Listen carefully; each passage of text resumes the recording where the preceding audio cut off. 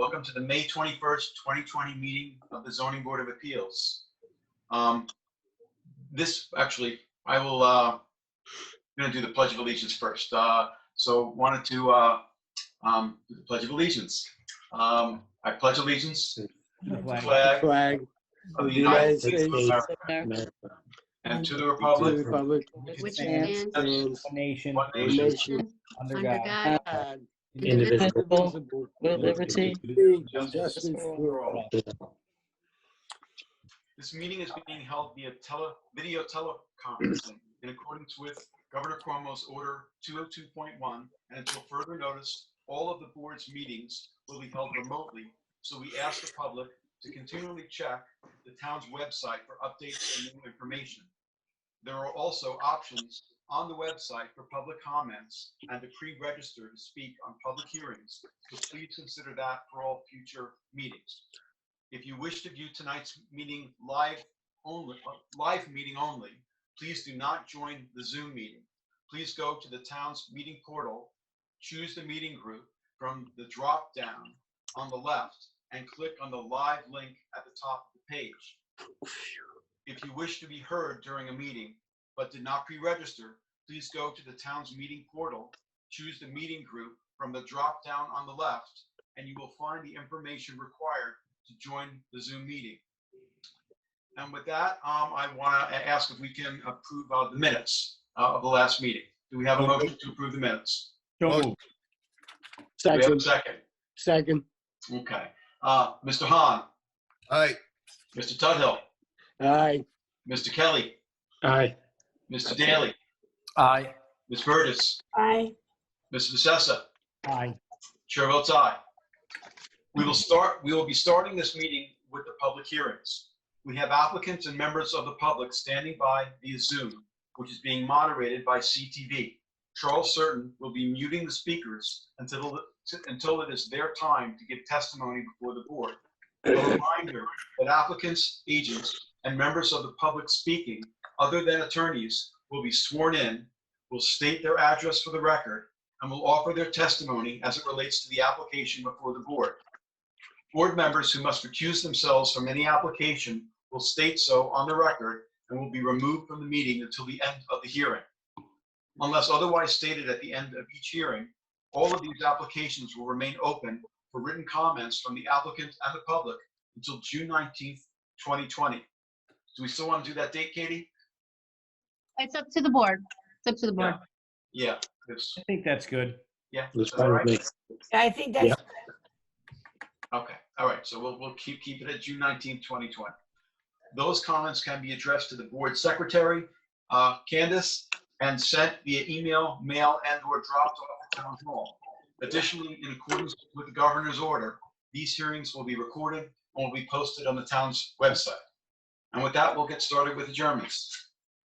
Okay, as far as the agenda is concerned, so you folks know, number 5, which is Loretta Colombo, 18 Bayview Road, North Sea, Suffolk County Tax Map, excuse me, 900-28-2-18. I'm going to move that we re-advertise this for our June 18th meeting. Okay, it's a re-add, so we don't have to vote. Okay. And then item 11 on the agenda, which is KTB, Flying Point Revocable Trust, 500 Flying Point Road in Watermill, Suffolk County Tax Map 900-160-1-26. I'll move that we adjourn that to our August 20th meeting. Second. Mr. Tudhill. Aye. Mr. Hahn. Aye. Ms. Burgess. Aye. Mr. Daly. Aye. Mr. Kelly. Aye. Mr. DeSessa. Recuse myself on that application. And chair votes aye. Okay, number 15 on the agenda, which is Michael Esposito and Louis Esposito, 730 Flanders Road in Flanders, Suffolk County Tax Map 900-143-2-48. I move to adjourn that to our August 20th meeting. Second. Mr. Tudhill. Aye. Mr. Hahn. Aye. Ms. Burgess. Aye. Mr. Kelly. Aye. Mr. Daly. Aye. Mr. Sessa. Aye. Chair votes aye. Okay, then we go to the beginning of the agenda. Item 1 on the agenda on the new applications is Moonlight LLC, 191 Montauk Highway in Watermill, Suffolk County Tax Map 900-133-1-12.2. Applicant requests relief from the following provisions of the town code. 1, for the proposed two-story dwelling on a non-conforming lot. 330-11 residential districts table of dimensional regulations for a principal total side yard setback of 57 feet where 65 feet is required. And 2, to permit the conversion of the existing one-story dwelling into a carriage house. 330-9 density incentive provisions. 330-94A to allow a carriage house to be located in CR 60 zoning district on a lot comprised of 69,717 square feet, where a minimum of 90,000 square feet is required. 2, 330-94B to allow the principal dwelling to have a total side yard setback of 57 feet where 65 feet is required. 330-94D4C to allow the carriage house to have a front yard setback of 61.2 feet where the front yard setback shall be at least 10 feet greater than the principal dwelling setback. 4, 330-9D4, I'm sorry, to waive the development right, or in the alternative, to allow a Pine Barren credit transfer from outside of the school district. 5, 330-9D4H to allow 3 access driveways to remain on a parcel where access to the principal dwelling and carriage house shall be limited to 1 driveway. And 6, 330-9D4E to allow the height of the carriage house to be 31 feet where a maximum of 24 feet is permitted, and any other relief necessary. The board has jurisdiction. I'm checking to see, I feel like we have a request to adjourn this, so I'm just checking to see what that date is.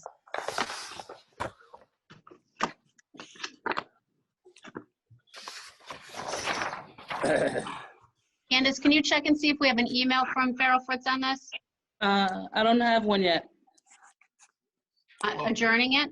Yeah, we could second call it until we get. Okay, let's second call it just so we can find out what the date is. Okay, second call. Okay. All right.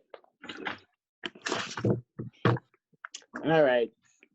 Item 2 on the agenda is BH680 LLC, 680 Scuttle Hole Road, Watermill, Suffolk County Tax Map 900-67-1-6.5.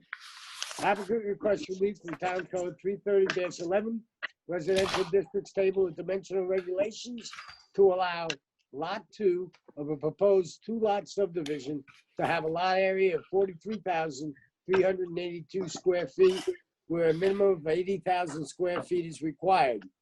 In addition, pursuant to Town Code 330-167.1, specific types of variances, applicant seeks a special use permit to allow a historically significant single-family dwelling to remain on proposed Lot 2 and any other relief necessary. Board has jurisdiction. Okay, I believe someone is here. Mr. Druin looks like he's here on behalf of the applicant. Yeah. Great. Can you hear me? Ready. Okay. Good evening, folks. I hope everybody's doing well. I'm here with my associate, John Borkin. And we're here on behalf of BH680 LLC. As described in the notice, this is property on the corner of Scuttle Hole Road and Halsey Cook Lane in Watermill. It is approximately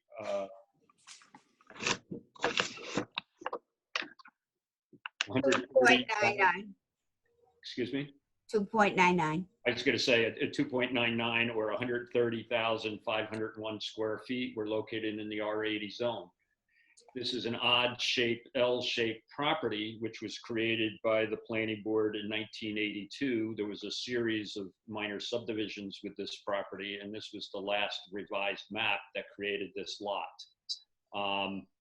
The lot is improved with an existing dwelling, and that dwelling, if you review the reports that we submitted from the Landmarks Committee, is eligible to be landmarked under the town code. The town's informal report that's online also identifies it as potentially historic significant. It was built in 1911. It's known as the Maples or the Marin Young Carillist House. And as such, the applicant here is wants to preserve the house, but there's provisions in the code, particularly the density incentive provisions, that would allow us to put a second dwelling on the property. But his goal is to be able to sell the two houses that would be allowed as two separate parcels. And under the density incentive provisions, there's no provision that allows the planning board to do that. So we're here for necessary variances to enable the planning board to create lot 2, which would be undersized. Lot 1 would be conforming to the zoning. And lot 2, in exchange for us preserving the historic structure by having it landmarked by the town board.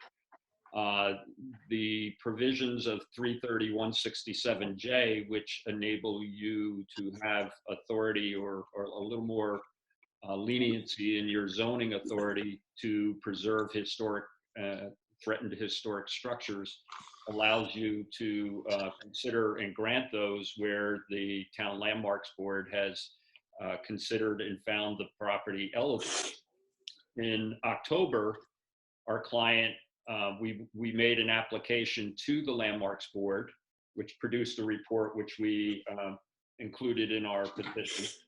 And the reason we were there is the applicant wanted to do a small second floor addition off the back of the house. And we wanted to make sure that small addition wouldn't jeopardize the landmarking of that. In fact, the landmarks board reviewed that small addition and found it to be compatible and gave us a glowing report in that regard. And there's been a building permit issued and that work was done. In addition, the property, including the windows, have been restored. If you had the opportunity to go by, it's been, the property that was deteriorating has been pretty much upgraded and the historic character has been maintained. The report from the historic is pretty elaborate.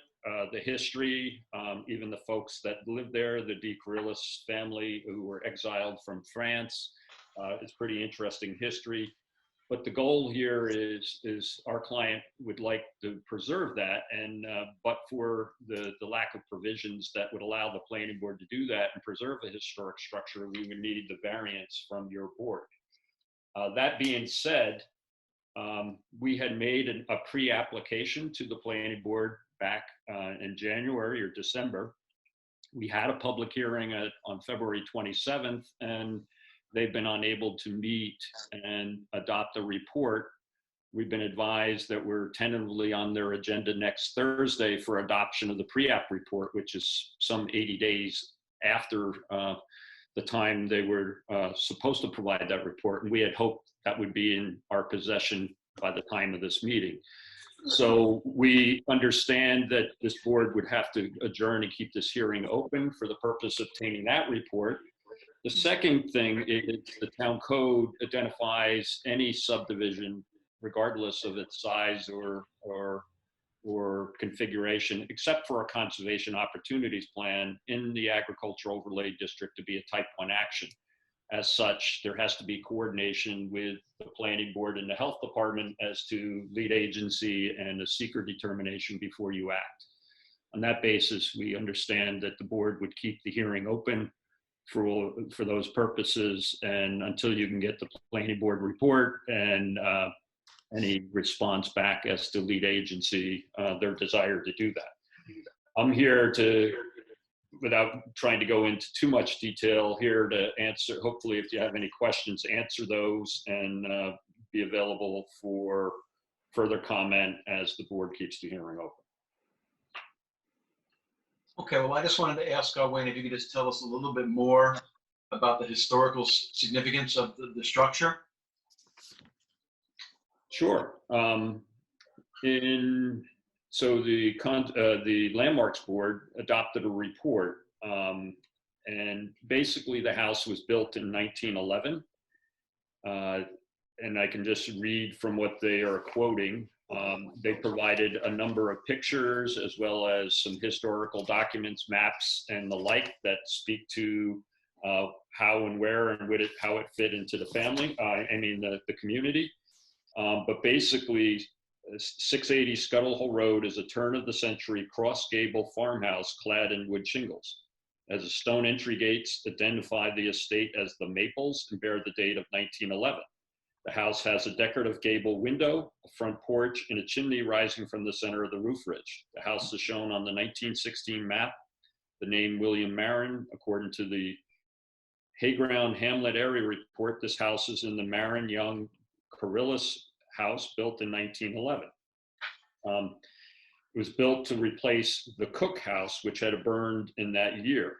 During the 1920s and 30s, it belonged to Raymond Young, who farmed the land until it was sold in 1943 to a prominent family exiled from France. And they go on to give you the historical review as well as all the reasons why it represents something that would be recommended for landmark designation. Okay. I think, without getting into too many details, there's at least 6 pages as well as a variety of pictures of what's existing and what has been there in the past as well. Okay. So the other question I had was the proposed lot at the size of 43,382 square feet. I want to ask if there are other lots of a similar size in the vicinity. Okay, so we provided in our petition, we explained the character of the area. If you look immediately across the street, there's several lots that are actually equal to or smaller. There is, of course, the Jehovah's Witness Church, which is on an approximately 1.5 acre parcel. There to the northeast, there's 3 lots that are all less than an acre. However, to the north is the former, which is shown as parcel 1 on that map, is the former farmhouse, which were all, on the same property at one point. That is over 2 acres. And to the north of that, on the north side of Cook's Lane, is a large lot, but that is all the farm buildings. The properties to the west, which were all part of this, eventually the development rights were sold to the Suffolk County as part of the farmland program. But if you look at the aerial photograph, there is a barn immediately to the west of this property, and driveways and access and several plantings. So there's really no opportunity, even at this diminutive size, to provide for any connection of farmland preservation. Okay. So I'm not sure if there are any questions of other members of the board about the application. I have a question. Wayne, if the subdivision goes through, will the house that's proposed to be landmarked be the only dwelling on the property? The only dwelling on lot 2, yes. Okay, and so people can still live in it even though it'll be landmarked? Oh, yeah, absolutely. Okay. Yeah, the landmarking only means that the exterior of the building cannot be altered or changed without going back to the Landmarks Board and have to meet all the criteria under the town's code. And essentially, our client, with the guidance of the Landmarks Board, actually just reshingled the entire property. And like he went with the small addition on the north, part of the deck that's on the back of the property, expanding the bedroom that was there on the back Right. part. they went and got that approval and that was compatible. So that would be the process. That's what the landmarking requires. Okay, so, so the reference to 33167J is just to suggest, you know, even though we are creating a non-conforming lot, we don't need a development right because this is a special circumstance preserving this structure for landmarking, and that's why you're invoking 167J. Absolutely, absolutely, yes. Okay, And we're keeping it open to hear from the planning, correct? Yes, yes, and we have to coordinate secra. you got to coordinate seeker, and you ordinarily would get a report from them on the subdivision anyway. And our hope was that they would have their pre-application report that you could use and review as all their comments and recommendations on the subdivision.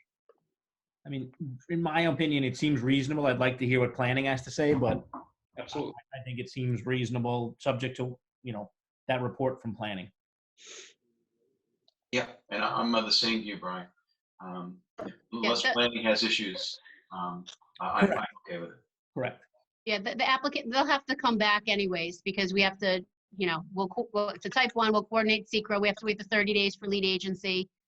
So you're gonna have to adjourn it until probably July 2nd. Okay. Any other questions or members of the board? Do we have anyone waiting to make a presentation to us on Zoom in connection with this application? This is, let me see, BH 680 LLC. Yes, for 680 Scuttle Hole Road in Waterville. yes. Okay. All right. Do you both want to speak or just one of you? Oops. We had the Brolins and we just lost them. I unmuted Oh, myself. you're muted. Okay, we can't see you, but we can hear you. Okay. All right. So if you click, there you go. You're back on. All Okay. right. So I just have to swear you both in, or one of you or both of you, whoever wants to speak. Just swear me in. Okay, very good. If you can state your name and address. My name is Edson Brolin, 99 Cooks Lane, Watermill, New York. Okay, and do you swear to tell the truth, the whole truth, and nothing but the truth? I do. Okay, you can tell us what you'd like to tell us about this application. Okay. I'm going to read this to make sure I do it quickly. My wife and I are the owners of 99 Cooks Lane, the 2-acre parcel adjacent to BH 680 on the north. I purchased the parcel in a small house from the DeCarlis family in about 1980, after which we renovated the house. We have lived on the property full-time for the past 23 years. During this time, we have watched how increased development has adversely affected the quality of life in Watermill. Former farmland and woodlands are now dotted with houses. Groundwater, excuse me, groundwater quality is threatened and traffic accidents have increased, 8 on that corner in the past 2.5 years. We oppose the subject application and have the following comments. These relate to the application directly. The applicant has created an artificial either-or situation by conditioning his offer to preserve the existing house on the property, which he recently had expanded, reshingled, and landscaped, only if granted a variance that would enable him to sell the newly created lot, on which another house of undetermined but presumably large size would inevitably be built. Speaking as the most immediate neighbor, we much prefer to live with the existing zoning requirements, even if our neighbor chooses to replace the existing house with one larger house, as he indicates might happen if his rezoning application is not approved. The applicant was presumably aware of the existing zoning when he purchased the subject property. He has self-created a problem by offering the existing houses a landmark building and then conditioning that offer on rezoning the whole property enabled him to profit from the transaction at the expense of violating the town mandated density requirements. Regarding paragraph 14 of the application, the character of this neighborhood will be affected. The nearest neighbors are the 3-acre developed parcel to the west, the 2-acre parcel ours to the north, and the 100-acre plus farm to the east. This proposal would potentially put 2 large houses on a total of 3 acres. To the north of Scuttle Hole Road, where we are and where this property is not typically it's not typically smaller parcels. In paragraph 16 of the application, sorry, we've got one more people here. In paragraph 16 of the application, the applicant cites his practical difficulty if the variance is not granted, meaning that if he doesn't get the variance, he may not make the $1 to $2 million from selling the 2-acre parcel he wants to create in violation of the zoning. I'm not a lawyer, but I do note that the State Department of State document entitled Zoning Board of Appeals, with which I'm sure you are, excuse me, are all familiar, states that the practical difficulty standard is no longer in effect and hasn't been for many years. Please excuse me if the standard has changed. Perhaps it was inadvertent, but the conflict of interest certification submitted by the applicant appears to be incomplete, and that neither the yes nor the no blocks are checked. The proposed 2-acre parcel is contiguous to land in the Farmland Preservation Program. Yes, there's a barn on it, which was approved by the Farmland Committee some years ago when after the county purchased the development rights. Given this situation, the property should be a prime candidate for purchase by the Southampton Community Preservation Fund should the variance be granted. Perhaps granting the variance could be made conditional upon such a use. This would prevent building yet another house on the 3-acre property, avoiding additional traffic on an already busy and dangerous Scuttle Hole Road and more demands on town services, while also benefiting the owner. Thank you. Thank you for your comments. Is there anyone else who would like to be heard in connection with the application BH680 LLC? Okay. If not, Wayne, if you're still there, wanted to ask if you wanted to respond to the comments of the neighbor. I think if Mr. Broyland can either forward, which appeared that he had his comments in writing, and being that we were going to adjourn this, I can easily review his comments and provide you something in writing rather than take up more time at this point, since it does have to be adjourned. Should I send them? You would forward them to Candace, our secretary. Okay, fine. All right, very good. Yeah, thank you, greatly appreciate it.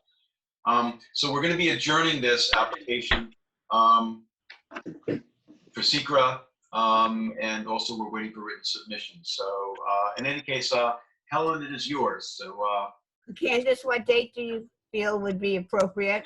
I think Katie mentioned July 2nd. Is that accurate? Yeah, let's ask Wayne if he wants July 2nd or July 16th. July 2nd is fine. Okay.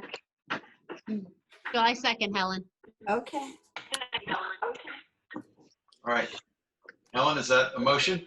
Yes. The motion. Okay. All right. All right.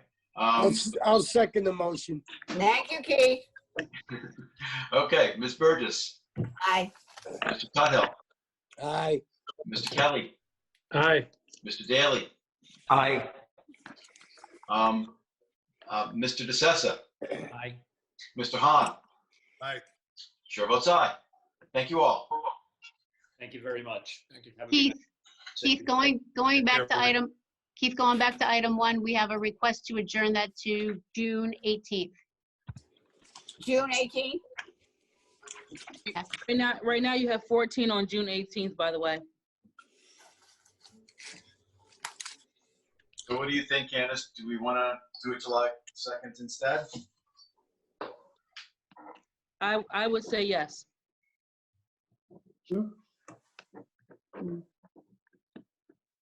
Is everybody good with that or what? Everyone okay July with that? 2nd's fine with me. Sure. I'll move that we take Moonlight LLC and put it over to July 2nd. Is that what we decided? Yep. Second. Yes. Okay, Mr. Tudhill, All right. Mr. Kelly, Aye. Mr. Daly, Aye. Mr. Hahn, Aye.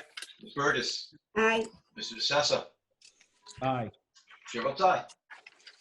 All right, moving along, we're on item 3 on the agenda, which is Peter Walsh and Suzanne Walsh, 122 Strongs Lane in Watermill, Suffolk County Tax Map 900-81-3-11. Applicant requests relief from the following provisions of the town code. 1, for the main dwelling on a non-conforming lot. 330-11, residential districts table of dimensional regulations. Excuse me. For a principal front yard setback of 77.6 feet, where 80 feet is required. 2, for a proposed addition to the main dwelling. 330-11, for a principal front yard setback of 76.5 feet, where 80 feet is required. And 3, to legalize a shed constructed without the benefit of a building permit. 330-11, for an accessory front yard setback of 13.6 feet, where 90 feet is required. And 330-76D, placement of accessory building structures and uses in all districts. And 330-83C, yards, and any other relief necessary. Board has jurisdiction. Looking for Richard Matthews. I'm here. How do I I've click seen him. Yes. Well, we see, we hear you, Richard, so help stop What the do I do to application. click in?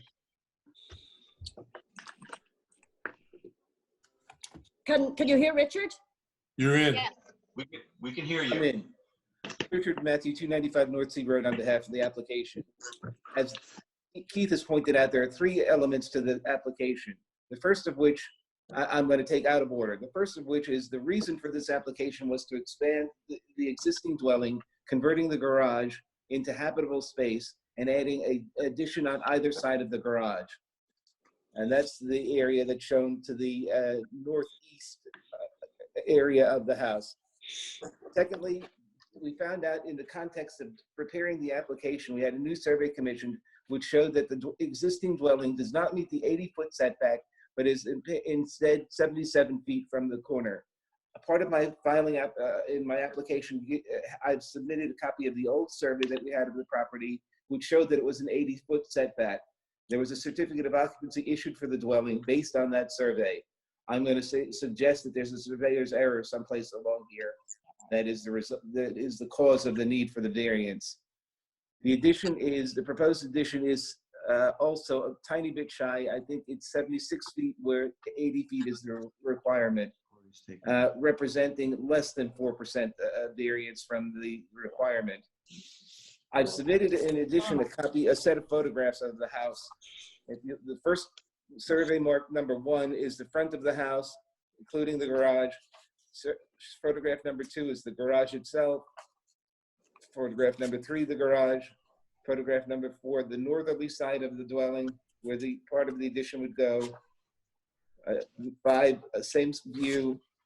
Number 6 is the property line to the north, or east rather. Photograph number 7 is the shed. It's an area that is vegetated. And number 8, again, is the shed, and showing the vegetation and the inability to really see the shed between the wall, the fence on the north side, and the vegetation. The shed is the reason the house was built and issued a certificate of occupancy in 1998. The swimming pool that's depicted on the lower left corner of the property did not exist at that time. Because the property is a flag lot, the owners were able to turn the house around zoning wise and take the 80-foot dimension to the north, backing up to the Watermill Jehovah's Witness building as their front yard, and put the swimming pool in then a rear yard. The unwitting result of that is to put the shed in a non-conforming location. That's why we need the variance. Yes, it could be moved. The cost to remove or relocate the shed is probably worth more than the shed itself is worth. I don't have anything else to add unless you have any questions. Do you have a specific number, Richard, that you submitted or can submit for moving the shed to a conforming location? There's a photograph of the shed, Adam. I think it's photo number 6 that identifies the shed, that shows the dimensions of the shed. I'd probably say something around $3,000 or $4,000 to move it. It's probably worth just about that much in itself. I understand. It's the benefit of where it is currently is that you can see on the survey that it's in the clearing, within the cleared or uncleared property area.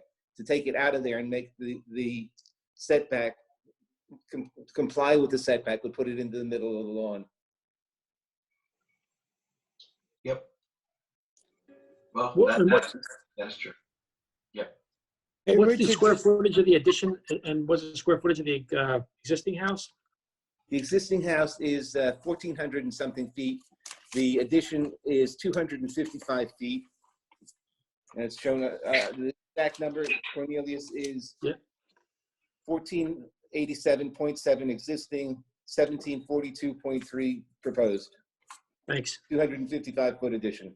That's on both the south and the north side. If you look at that first photograph, there are two very long. Richard, I'm sorry to interrupt. Give me 1 second. I might be able to pull up your pictures. Give me 1 second. Sure.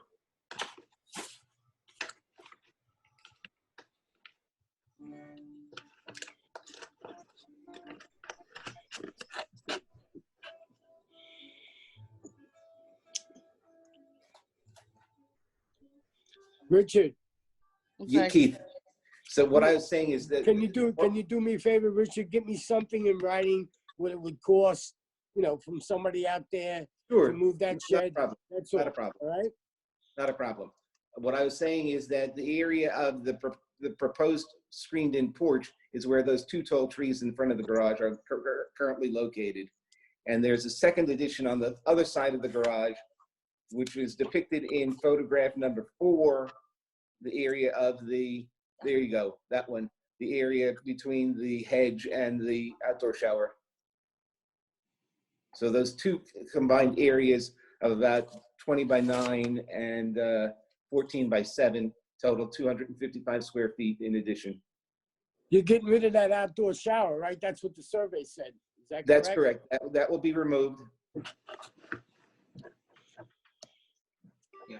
I So have no more questions. okay, so almost all the relief in this application is extremely modest. The only thing that is of any significance is the relief of the shed. Is the shed, exactly so. Right. Let's say 3.375% of the variance of the requirement is met. No, 97% of the requirement is met. It's a 3% variance that we were requesting, except with regard to the shed. Obviously, we don't know how there's a discrepancy between the existing survey and the prior zoning, or the new survey and the prior survey. The building department were satisfied with it in 1998 when the certificate of occupancy was issued. And obviously, to remove the house and move it 3 feet would be a dramatic cost to the owners.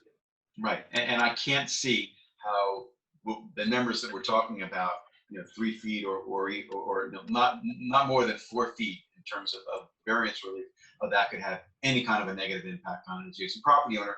However, I don't know, maybe we'll hear from somebody momentarily. With regard to adjacent owners, I've had a conversation with Alexander Garner, who's one of the owners, who has authorized me to tell you that he has no problem with the application and supports it in its entirety.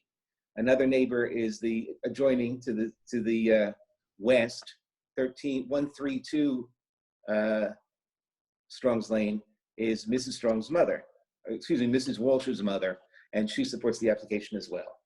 Okay. We did get a letter from, and we just got it from Faith and Jeffrey Cogan, who are adjacent property owners. Yes. And apparently they are opposed to the application. I think they're here tonight too. On that. We are. Okay. Yeah. Okay. Very good. All right. Well, first I want to ask any other questions of members of the board of Mr. Matthew? No. Okay. Is there anyone from the public who would like to be heard this evening in connection with the application of Walsh? This is for 122 Strong's Lane in, well, it says Hayground, but I think it's Watermill. Watermill. Yeah. Yeah. Yes, the Cogans would like to speak. Yes. Hi. Good evening. Just Hi. to swear you in before you tell us what you'd like to tell us. So if Of you course. just raise your right hand, if you can state your name and address. Sure. Faith Cogan, 96 Strong's Lane in Watermill, New York. And do you swear to tell the truth, the whole truth, and nothing but the truth? Yes, sir. Okay. You can tell us what you'd like to tell us about the application. So the Walshes are asking for the variance to their home, which according to building department's records is currently in violation of the building code. The violations have been in existence for at least 20 years. When issues like this are discovered by the building department, precedent has been the levy of fines for the violation. I'm surprised that this board has been complacent over that fact. The Walsh's home, the garage, and driveway are literally inches from my backyard property line. The driveway leading to the garage is pebbled, and every time a car goes up or down, we are disturbed by the loud noise the tires make on the stones. It is so close to us that it sounds like the car is literally coming into our property. We hear the car door slamming, cell phone conversations, and loud conversations or calling kids from the car. This has always been a very sore point for us. When we moved into our home, the lot behind us was just land, and a few years later, literally overnight, a prefab house was erected on the property. We never quite understood how the buildings department allowed this house to have a driveway so close to my property. And I always wondered if it was even legal to have the driveway this close to someone's backyard. The pebbles on the driveway exacerbate the noise problem. If the board permits a living situation on top of the garage, which has also faced our backyard, I can only imagine the noise issue that will only increase the inconvenience we already have with the driveway and the garage. Giving the Walsh family a variance to permit living on top of the garage will also bring more people to the property, which means more cars driven on the driveway, which means more voices heard and shouting, and all happening just feet away from us. Based on the above inconvenience we've already endured from the Walsh home, I therefore appeal to the board not to grant a variance for the creation of living conditions above the garage. We think the intent could be for renting, which would also bring more car traffic up and down their driveway, more cars, which also means more people and more noise just next to us. A few years ago, my husband and I spent a fair amount of money with many specialists to have a tennis court installed on our property. I too needed to get a variance. The Walsh family used every tool in the book to block and prevent the board from granting me a variance. They attended every meeting I had with the board. They spoke at every board meeting and gave a list of reasons why the board should not grant me a variance. In addition, the Walsh family lobbied all the neighbors to vote against my variance. They were even successful in getting neighbors to reverse their written affidavits in my favor for a variance from my court. The difference between the two issues are the following. My tennis court was on the opposite side of my house and would have never been seen or heard by the Walshes. The noise factor of tennis balls would probably be blocked for the most part by my house. The variance the Walsh family is asking for not only faces my property, but literally is on top of my property. I think the variance will attract more people to the Walsh home, which again means more cars driven up and down their driveway. No one knows what the real intent of doing the work is, but one can only surmise that increasing the living space close to my property line will make the existing noise problem work. And I am asking the court not to grant a variance and to levy fines on an illegal house that's been on this property for many, many years. Okay, well, first of all, Faith, we are the Zoning Board of Appeals. We are not an enforcement body. So when you talk about levying fines, that has to do with code enforcement. So if you think that the town should be pursuing town code violations against the property owner, that's something that you can contact code enforcement about. That's something we have nothing to do with. I want you to understand that, okay? But you are free to contact them. Not a problem. Okay. The second thing is I'm looking at the aerial of the location of your house versus the location of the applicant's house. And I understand that Yes. you're concerned about the impact on your use of your property, but it looks to me like, well, I just want to ask you, how far away is your house from the applicant's house? A stone's throw. Left hand. My husband said a left-hand stone's throw. I don't know. Okay. Well, I'm looking at the aerial showing your property and your house, and their property and their house. And well, their house is a little closer to the property line between your properties than yours is. It still seems to me a pretty decent distance. And I just want to mention that. We're not talking about a variance where the properties are 10 feet away from each other. I mean, the house is 10 feet away from each other. This appears to be a significant distance.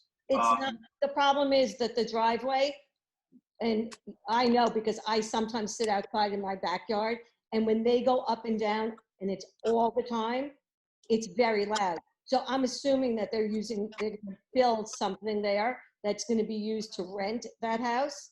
And it will increase the traffic up and down that driveway. And let me tell you something, I have kids, they're a little older now, and theirs are even older, and I hear every single conversation that they have. Okay, I've spent hundreds of thousands of dollars putting up trees to try to block the noise from them. I've done everything. They've done nothing to ever try to be, as you say, the good neighbor. I mean, the tennis court I wanted to build was on the complete opposite side. I spent lots of money having experts come to explain that the noise was going to be blocked from my house, blah, blah, blah. And they literally 3 times had people come out and speak against it. And they never missed an opportunity to come. They always showed up. Okay. Well, there's another thing I want to mention as well. Okay, which is in terms of not the shed, but the house and the addition. Okay, the relief that's being requested for the addition is relief that impacts the property owner. It's kind of to the northwest. The relief to the 77.6 and 76.5. So that is not a setback with your property. It's the setback with the property that's now formally owned by 27 Cooks Lane LLC. I understand that all those houses, just so you know, behind their house are for sale. What were you thinking? That shed isn't really a shed, it's a garage. And it shouldn't be there. Would screening help? Excuse me? Would screening help? No.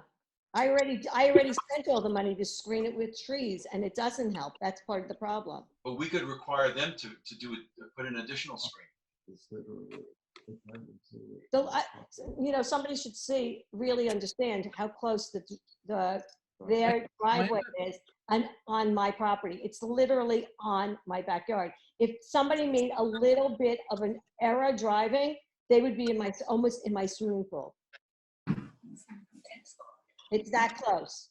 I have another question for you. Come and do a road trip and see how close it is. I mean, I have to be honest with you. I am the most reasonable person probably in this entire town. I never speak up against anyone, but I have to say that they make the noise is awful. It's absolutely awful. And how that driveway was permitted there, I'm never going to understand ever. Well, the driveway's not, I mean, maybe Mr. Matthews can weigh in, just provide us some clarity on the driveway. I'd be delighted.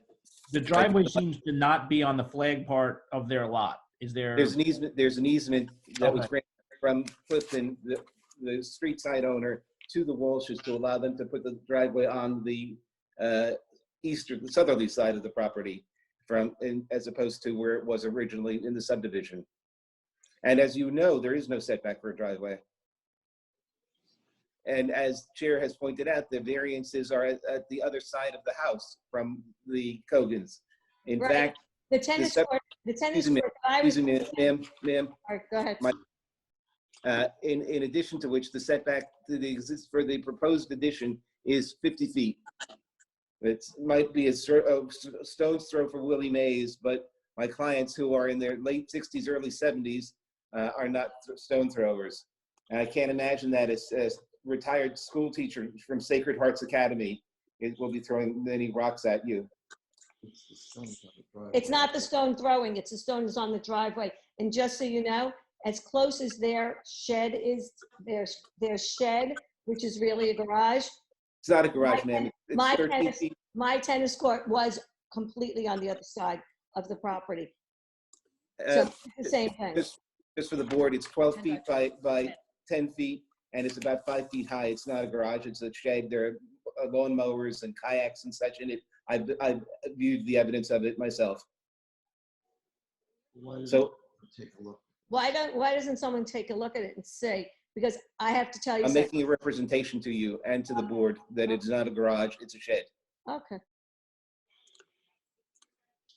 There is a garage and a shed on that property, correct? There is a garage. The subject of the application is to convert the garage into dwelling, to habitable space. Mr. Walsh has had a hip replacement and knee replacement. Mrs. Walsh is a cancer survivor. They're trying to relocate their bedroom to the main floor as opposed to the second floor where it currently exists. There's no rental proposal here. They have sold their businesses, retired from their teaching duties, and will be inhabiting the Strong's Street, Strong's Lane property full-time. What if they're gonna rent it? Okay. Well, and I certainly encourage, for what it's worth, communication, Richard, between you and Faith, if you're both willing to have a further discussion about her concerns. But at this point, I think probably we should just move forward with the application. Unless there's anything else you'd like to add, Faith. No, I have nothing else to add, but I thank you for your time. And I hope that this does not get sorted out that way. Okay. Well, I appreciate your comments. Thank you. Okay. Is there anyone else who would like to be heard this evening in connection with the application? That is the application of Walsh. Okay. If not, Cornelius, it's yours. Okay, I propose we close the application, leaving open for written submissions only, so Mr. Matthew can submit the cost of the shed relocation, and we'll have a written decision for you for June 4th. No, I think we were going to leave everything open for written submissions till June 19th. Oh, sorry, yes, you're right. June So 19th, June 19th for the date for written submissions. Decision on 7/2. So decision on July 2nd. Okay, thank you very much. Okay, thank you. Do we have a second to that motion? I'll second. Okay, Mr. Kelly, Aye. Mr. Hahn, Aye. Ms. Burgess, Aye. Mr. Daly, Mr. DeSessa, Aye. Mr. Tuthill, Aye. Chair votes aye. Thank you very much. Thank you. Yep. Good night. Item 4 on the agenda is Brian. -3-46.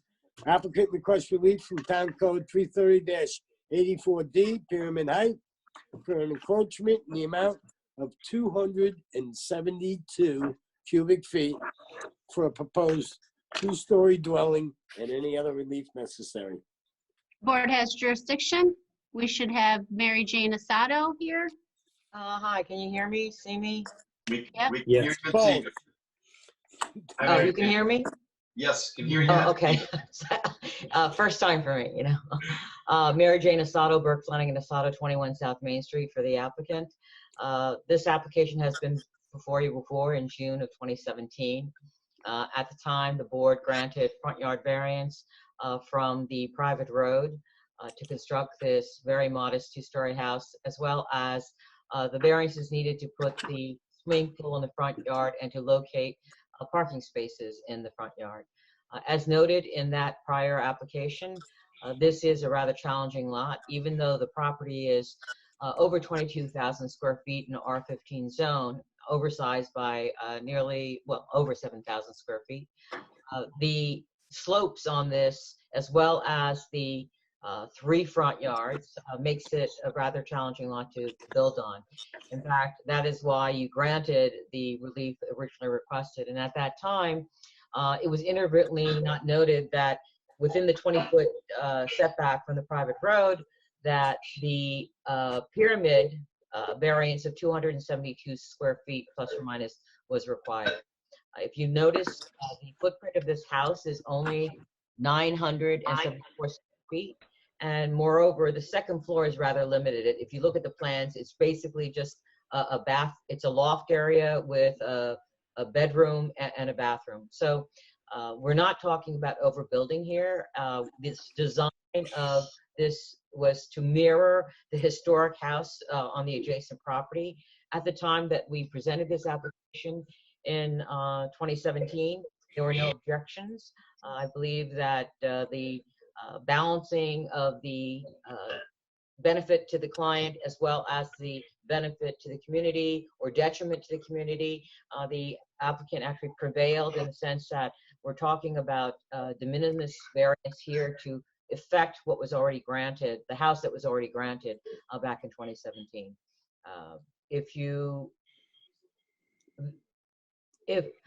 The applicant really cannot do anything other than request his variance. I mean, this house was designed and ready and placed.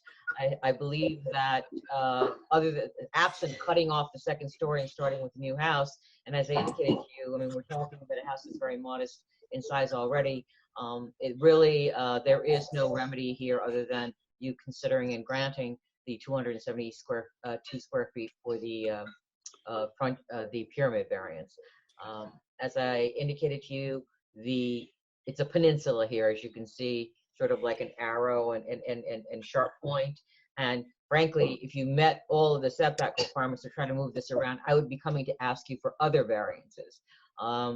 Since it is 3 front yards and a side yard. Since it's a Zoom and I see that there are many cases on your calendar, unless you have specific questions that you'd like for me to address, I think it makes sense to incorporate the prior determination which has certain findings and move forward.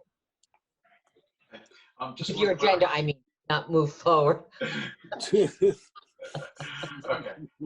Thank you, Mary Jane.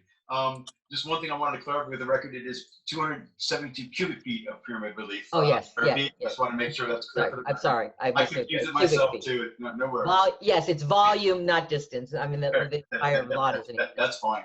And this number of the amount of pyramid relief is so de minimis that I can't see how it could have any impact on adjacent property owners. Don't know if anyone is waiting to be heard. But Mary Jane, have you heard from any of the neighbors about this application? And neither I nor Gil have heard from any of the neighbors. And I mean, I have Will Schultz, who's the architect, standing by in case you had any questions. But I had exchanged communications with him. And frankly, to cut off that eastern side of the house that goes on the private road to Hilltop, that would be more of a detriment to the character of the neighborhood. As I indicated to you, the design was the concept of this design was to frankly be in character of the adjoining house, which is considered historic. And and to try to basically cut off that side of the house or in some way move this around, as I indicated to you, because of the challenges of the 3 front yards and 1 side yard, I would be seeking other variances from you to try, to do that. So. Right. And looking at the survey, the house is very close to being centered on the property. Yes, so, it is. Yeah. Okay. Right. Listen, it's a constrained lot. 272 cubic feet is nothing. Right. Absolutely nothing. Yep. Project's good. Let's go. Yep. Okay. Any other questions of members of the board? Is there anyone who is waiting on Zoom to be heard in connection with the application of Parente for 28 Knoll Road in Shinnecock Hills? If not, Jason, it's yours. I will make a motion to close the public hearing, and I will have a decision for you July 2nd. Okay, and we're leaving it open for written submission. Sorry, so- yeah. All right, so leave it open for written subs to the 19th and have a decision on 7/2. 7/2/6/19 written subs. Okay. Mr. Hahn, Aye. Mr. Tudhill, All right. Mr. Kelly, Aye. Mr. Daly, Aye. Ms. Burgess, Mr. DeSessa. Aye. Chair votes aye. Thank you so Thank much. you. Have a good evening. You too. Take care, Mary Jane. Nice to see you. Okay, item 6 on the agenda is 94 Dune Road Holding Corp., 94 Dune Road, East Quogue, Suffolk County Tax Map 900-385-1-37.3. Do we have jurisdiction yet, Kate? Nope. Nope. No? Okay. Oh, no, we do, right, Candace? I We have- guess. Adjourned from I think- February 20th. You have Yeah, we did. Yes, we Yeah, do. sorry. We do. We do. Yes. Okay. I almost had a heart attack. Me too, sorry. Take it easy, John. Good evening, Okay, John. doctor, this is the doctor's application. Yes. Yes. Should Okay. I proceed? Please proceed. Okay. The first thing I want to talk to you about is my primary purpose this evening is just to introduce you generally to this application. This application is before the planning board, as well as your board, and we have to deal with the health department for our sewage treatment plant, amongst other things that are proposed here. So I'm just going to try to give you a brief overview, somewhat of the history of the property, and then the project and the benefits of the project. And then as I related to the planning board, I'm specifically going to ask you to hold the matter open, which, you know, I told the planning board there's no way this thing was going to close in one evening, but I did say that I would I represented to them that I would specifically ask you to keep it open. Amongst other things, we're dealing with the appropriate seeker categorization. I'm butchering that word. I'm sorry. How seeker applies is categorized properly in this application. So let me give you an overview of what's there and what we're going to do, and then we'll take it from there. I think probably most people are familiar with this property. It's on the bay side of Dune Road in East Quogue. It currently has a certificate of occupancy for a one-story frame building with a second-floor office, restaurant, bar, marina, tennis courts, deck, and parking. I represented the applicant when we enlarged this complex some years ago. There was also some litigation involved. The building department took the position that the Dug Lagoon could hold up to 60 boat slips. The building department agreed with us. And the owners across the street, Mount Dune, brought an Article 78 proceeding. The state Supreme Court upheld the Zoning Board of Appeals, holding that there could be 60 boat slips there. Now we have DEC approvals for 16 boat slip, as well as a large wave runner floating dock. So this is a marina. It's a commercial marina. It's a restaurant. Some of you have been there. It is an existing pre-existing non-conforming, multifaceted commercial use at the site. So that's very significant, because what are we doing here? We're attempting. Oh, and by the way, if you've been there, you realize that the property, essentially, the improvements of the property, including the septic system, are extremely close to the tidal wetlands. The building itself essentially has a zero setback from the tidal wetlands. It's a relatively traffic intensive use. and that's one of the things we're going to talk to you about that we would reduce. So everything at the property is legal. It's been subject to the Zoning Board of Appeals approvals, Planning Board approvals. The Doug Lagoon is outside the jurisdiction of both the trustees and the U.S. Army Corps of Engineers. There was litigation about that back in the early 70s. Bill Swan, the owner, dug a lagoon prior to the implementation of any tidal wetlands legislation in the state and the town. So it sits in an R80 zone, and it's a non-conforming commercial use. It's surrounded by, generally surrounded by some open space and town acquisition properties, but across the street is a very intense residential use known as Round Dune, which also is a pre-existing non-conforming use, but it's a residential use. So Round Dune is pretty much across the street. So what are we proposing to do here? The proposal is for 25 condominium units to be put on the property. Now, again, a residential use is more compatible with the existing R80 zone. We're seeking, obviously, density larger than the R80 district, but even with the proposed increased density, we think it's a fair, less intensive use of the property than the current non-conforming restaurant and marina and all those associated uses. To comply with the parking regulations, 56 parking spaces are proposed. However, that indicates a reduction of almost 100 parking spaces, well, 89 to be specific. Currently, the existing restaurant marina maintains 145 parking spaces. None of the existing structures are FEMA compliant. They were all built well before the requirements for elevations for any sort of structures or buildings before the implementation of FEMA regulations. So the proposed 25 units, of course, being new construction, would have to comply with the elevation and construction requirements for the relevant the flood zone.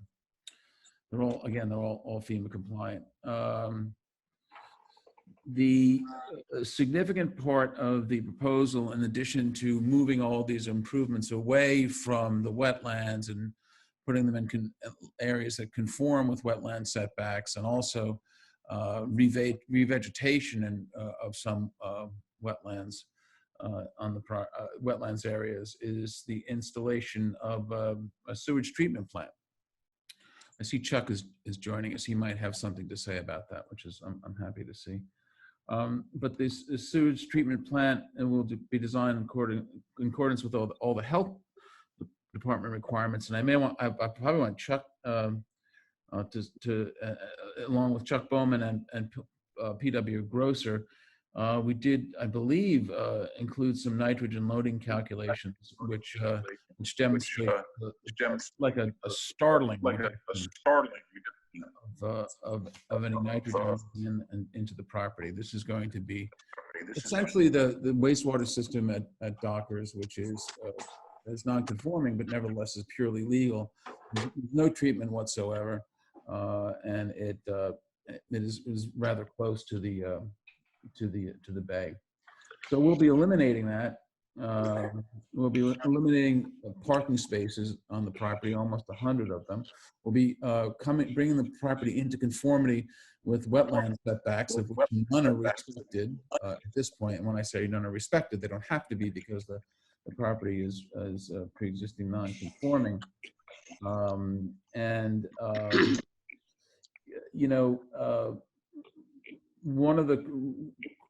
One of the things that we ran into in terms of expanding beyond more than 17 slips was both the DEC and the trustees were concerned that more use of that for commercial and non-residential use the in and out and sharing of boat slips was going to have an impact because there's a fairly productive shellfish area just outside of the lagoon. This will terminate the marina use. The boat slips will be there, but available only for cooperators, or because I haven't decided whether or not it's a co-op or condo unit, either cooperators or the condominium owners, much less of an intensive use. So again, the net benefits from an environmental point of view, we think are a hands down winner. Chuck, I don't know, Chuck, if anyone's here from PW Grosser, I'm not sure. But if not, Chuck, if you could just give a short overview of what the benefits are of that. And Chuck, before you do that, I just have to swear you in. So if you can raise your right hand. Can you see me? Raise your right hand. I can see you. You can state your name and address. Charles Bowman, President, Land Use Ecological Services, 570 Expressway Drive South, Medford, New York. And do you swear to tell the truth, the whole truth, and nothing but the truth? I certainly do. Okay, you can give us your testimony. Yeah, I think it's very important here. I know John alluded to it, but we've been familiar with the Dockers property for many, many, many years, and one of the issues is, and I'm sure most of us have been there on many occasions, that the restaurant is basically in the bay, and the high water mark comes under the deck. It's a pre-existing non-conforming use. It gets heavily used during the summertime. And when we first started looking at this project with John and the owners, we said, listen, the nitrogen loading question on the sanitary system is really important here. So how do we make this property better? How do we help the program that we're all under to try and reduce nitrogen loading in the bay and to increase setbacks of the bay? So that's how this plan came about. The plan that John was talking about would actually demolish the restaurants. It would keep the number of boat slips to 17, which are already there on a bulkheaded property. It's not going to be a commercial marina anymore. 17 boat slips are only available for 25 units. And what my opinion was, not everyone has a boat, so that should be fine. The restaurant area would be restored, actually, wetland and buffer areas, which is going to be a huge impact to the adjoining area as far as wildlife and wetland preservation. The area in the restaurant was going to be restored as wetlands with a vegetated buffer installed where it's now all parking lot and tennis courts. And the development concentrated about as far away as we could possibly get. I think PW Grosser can speak to the nitrogen loading, but it's been my opinion that by doing it this way and installing a sewage treatment plant, which is actually a very expensive operation, we're going to be reducing the nitrogen loading for the restaurant by beyond half, more than that. PW Grosser can certainly add to that. The last thing I'd like to say is that we did more than just file an application with John. We did wildlife surveys, we did wetland surveys. PW Grosser did studies on the nitrogen loading as a right, which is now, as opposed to what it is with this development. And from the town standpoint, I would hope you'd look at it as a reason to, help the bay now, is trying to reduce the pollution loads of the bays. This is one project that can actually do it. With that, John, I'll leave it back to you. And I don't know if Brian is on from PW Grosser, but he could speak to the STP. Brian, are you with us? Okay, well, If not, John, I can speak to it yeah, okay. a little bit more detailed. We looked at depth of groundwater. PW Grosser is a terrific firm as far as the sanitary design. This would be, a private system. It certainly would have to go through Suffolk County Health Department approvals. It's been sized actually greater than what we need, just because we wanted to reduce the nitrogen loading as far as possible. All the information is on the plans, specifications, and I think from an ecological standpoint, it's a no-brainer. And I'm speaking my own opinion here because I'm on the bay all the time.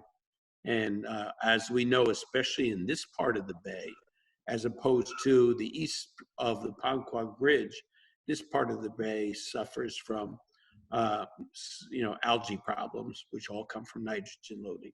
So this is actually a very good thing.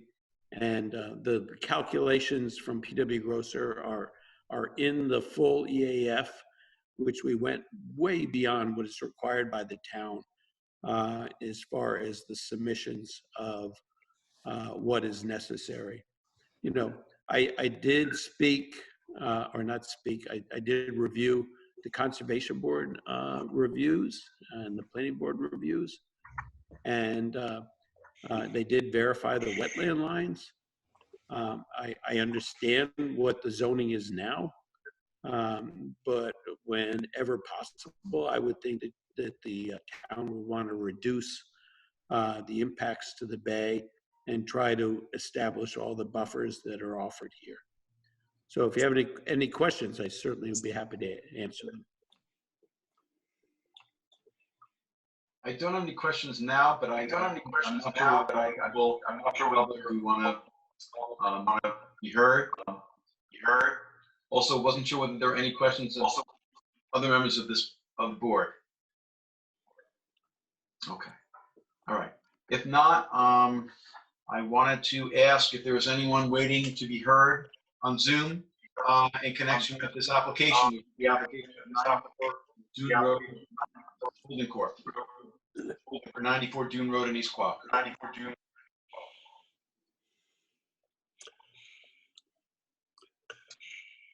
guess not. Unless someone's waiting. I just want to give it a minute just in case. Candace, do we know if there's anybody waiting? Be really easy to unmute yourself.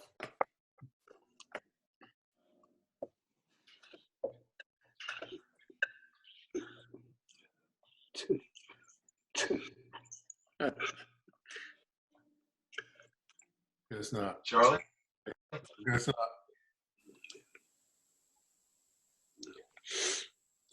Just trying to see if there's anyone waiting to be heard.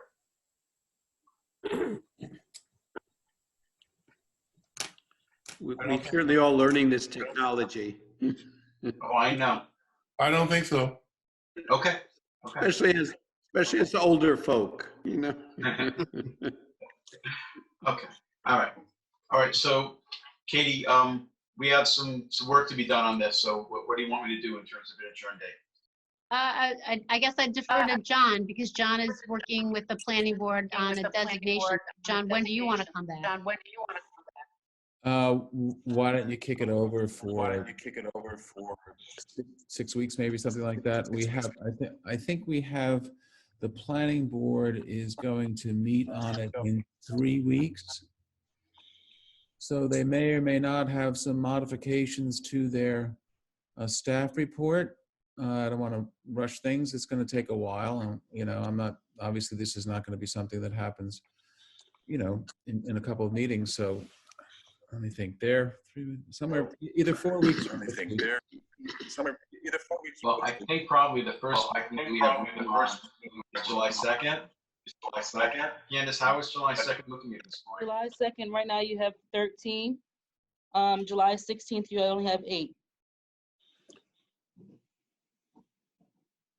Are you okay with the 16th, John? What is that? What's today's date? What is that, 6 weeks? What is it, about 6 weeks? Yeah, you have Connor on for the 16th too. What do I have on? Connor. Oh, that's probably, oh, you know what? Connor's probably going to be, that's the healthcare site, Yeah. Bridgehampton. It's probably going to be withdrawn. So don't let that. Okay. Okay, but our agenda Probably. is just lighter on the 16th and on the 2nd, John. So if you did the 16th, it would make our agenda be a little bit less heavy on the 2nd.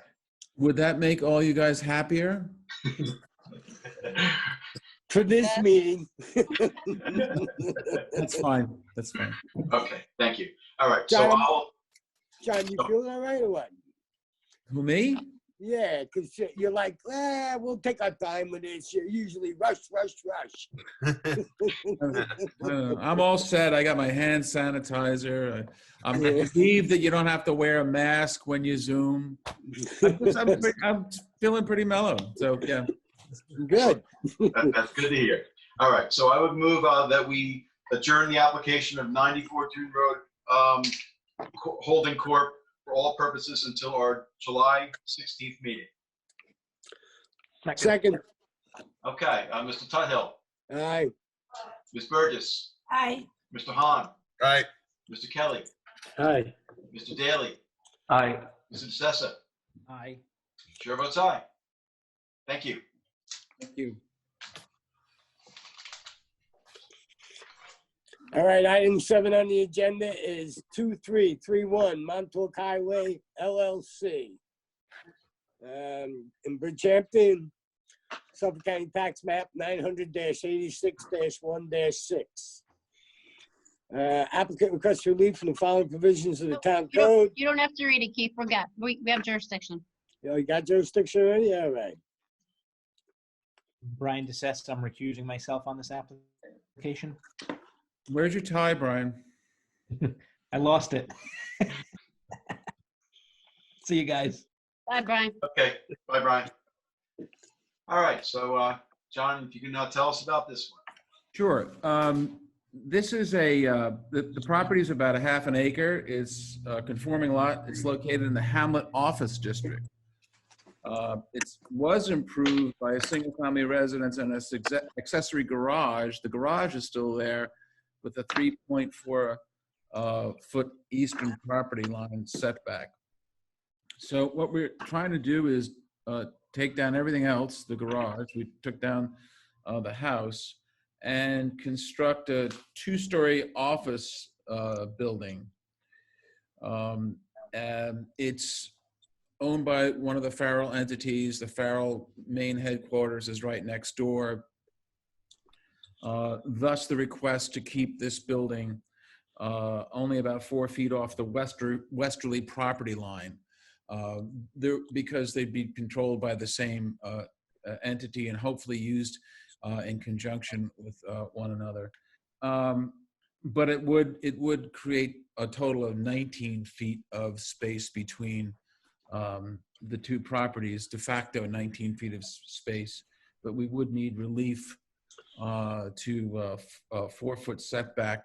The idea is to make the use between the two buildings. I guess should I wait till that comes up? What should I do? Should I wait until the map comes up or just keep talking? Yeah, just give me 1 second, John. Okay. Or I can keep talking. You can go ahead and keep talking. I'm almost there. I mean, you guys all have a copy of it, right? So. Yep. Okay, yeah, so perfect. So anyway, yeah, so the idea is to create this building. Now, I think it's just below 5,000 square feet. It's 4,987 square feet of office space. But the town code requires that when you're in the HO district, for every building above a certain square footage, you have to have an apartment. And that's the primary request for the relief here, at least, well, the two requests, the 4-foot side yard setback so that we can use the property in conjunction with the property to the west. And clearly there's no objection to that from the property owner to the west, because it's controlled by you know, it's under the same control. But the other request is for instead of it's the number of apartments that we're required to construct. I will tell you that if Mr. Farrell has druthers, he would construct more than one apartment. But the problem is that you run into a literal concrete wall with the Suffolk County Department of Health Services regulations. You just can't get the flow on this piece of property. Indeed, we did actually go to the Suffolk County Department of Health Services Board of Review. We needed relief to get the one, I think it's a 600 square foot apartment on the property. We had to transfer in credits, and the size of the property is such that we're a little bit more than doubled up for flow purposes, which means that we're at the limit of the relief that the Health Department Board of Review will give us, even with the one unit. And this shouldn't come as a surprise, hopefully, to the board, because that's the same dilemma that we faced over on the other Farrell property to the west, where the board recognized the dilemma and gave us the relief to only have to construct one apartment. And indeed, the board in Rick Foster's office in West Hampton, a project we handled some time ago, they even let us, the board even allowed relief to construct no apartments. We're not suggesting that. We're suggesting that you let us construct only the one apartment and give us the relief to do that. And it's really because of the health department situation. They're not going to give us more than one apartment. We gave you the Board of Review relief, and that's the extent of how much they're willing to give us. One thing I did want to note about about how many apartments are necessary here. We asked for relief from the required number of apartments for 3 down to 1, but I don't know. The planning board does this really double dipping thing, which both on the Fred Foster application and the Farrell application just to the west, you guys did not agree with. They say, okay, you've got to. They include the apartment in the square footage for how many apartments you have to construct. So you start at 3,000 for every 1,000 square feet of building that you want more than 3,000. You have to construct an apartment. Our building is just under 5, so of office space. So our position and your position, both on the Foster application and on the Farrell application next door, was that okay, that's 5,000 square, just above 5,000 square feet of office. That means you have 2 units. The planning board says, oh no, you have to include the 600 square feet of the apartment. So you really need relief for three apartments instead of 2, which is just crazy to me. I mean, you know, you're constructing an apartment and then penalizing you by saying when you construct the apartment, then the number of apartments that you have to construct becomes higher. That's the sort of maddening calculation that I'm sure you'll share, as you did on 2 prior occasions, my position that it makes no sense at all. So really what we need here is relief instead of constructing 2 apartments, constructing only 1. Again, I'll candidly tell you that if we could do it, construct 2 apartments and meet the health department requirements, we would do it. As it is, the 1 apartment needed a relief from the Board of Review. And that's the story there. It's pretty much, it's a pretty, you know, when you get right down to it, simple application. I'm just asking you to do what you did next door. Next door, we constructed a 6,000 square feet building, a little bit more than that. You gave us relief only to construct the one apartment. Here, we're just under 5, want to construct the one apartment only. I mean, the HO zone requirements for requiring apartments when you're over 3,000 square feet are a great public policy. I don't think anyone's going to argue with that, but they only make sense if you have a sewer, because you just can't meet the flow. So if this was in an area of the town, I don't even know, is there an unincorporated area of the town that has a sewer, a community sewer? No, I don't think so. No. So, yeah, I mean, that's where we are. We're sort of rocking a hard place, really can't do anything more, and we got the relief that the health department needed. So I'll leave that alone. I think it's all in the papers. I think I've explained it. Hopefully, I've talked about the way you've treated these applications in the past, which is exactly how we're asking you to treat this application. And then I know a 4-foot side yard is tiny, but we're trying to use the 2 buildings in connection with one another. The person who's impacted by it has no objection because under the same control. And I'll leave that at that. I don't know, Steve, did you have anything to add, or from Tim's office? Steve Naroda with Aris Design. Hi, Steve. Hi there. I just need to swear you in before you state your testimony. So you can state your name and address. Steve Naroda, Aris Design, 38 Nugent Street, Southampton, New York. And do you swear to tell the truth, the whole truth, and nothing but the truth? Yes, I do. Okay. Now tell us what you'd like to tell us about the application. So I'm sorry, Adam. Can you just have Steve spell his last name for me? It's Nieroda. Thank you. Thank you. You're welcome.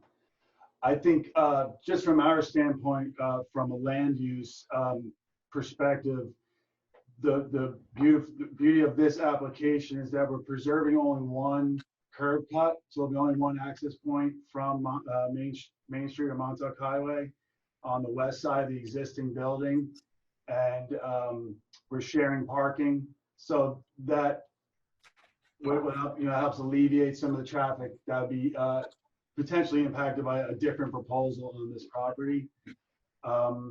We did submit a pre-application submission to the planning board and got comments back from the staff report and accommodated their comments and made changes to the plans based on their comments. But as I think that's pretty much the main point. And then sanitary system that's proposed is IA, low nitrogen system. We're looking at continuity along Main Street too. There's an existing decorative wall in front of the existing building, and the idea is to continue that along the street with a nice plant palette as well. So there's a little bit of continuity there as well. Yeah, thank you. I'm sorry, I neglected to point out those from a site plan point of view. You have shared parking, and you have the one curb cut, which is a great thing, which you can do because you have these parcels under the same control. I think the planning board at first, from an architectural review point of view, had some concerns. They thought that the buildings looked too similar, but we went out and worked that out, and I think we have a unanimous approval from the ARB. That's an advisory approval because the planning board, as you know, guys, has architectural control on commercial sites. But I think it's fair to say we worked everything out with the planning board on that. Steve, yes, no, or? Yes. Okay. That's right. So not much of an impact, and we'll provide whatever apartment units we can, but strangely we need relief from you to do that because the code requires us to do something that the town code requires us to do something that the health department will not let us do. Okay. And I understand and I appreciate the explanation on the issue with the apartments.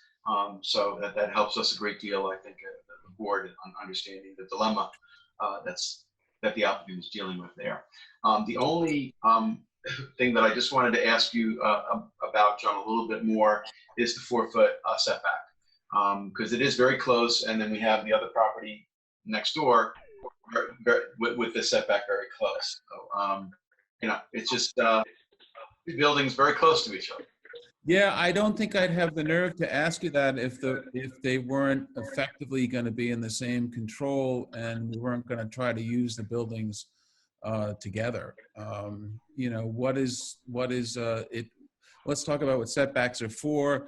Light and air. Fortunately, the buildings are staggered a little bit, so they're not, one's proud of the other one.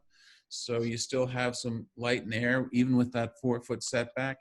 It will facilitate the joint use of these things. I don't think it doesn't really do any, if you look at the standards, there's really no significant impact to any surrounding properties as a result of the relaxation of that.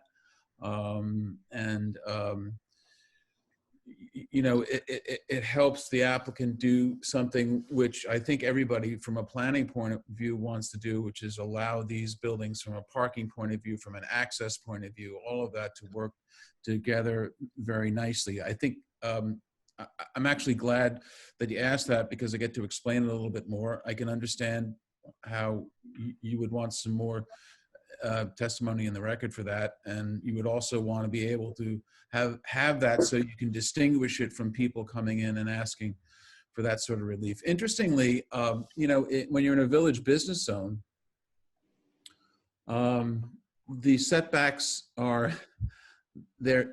You either have to maintain the setback, whatever it is, sometimes it's 15 feet or 10 feet or 0.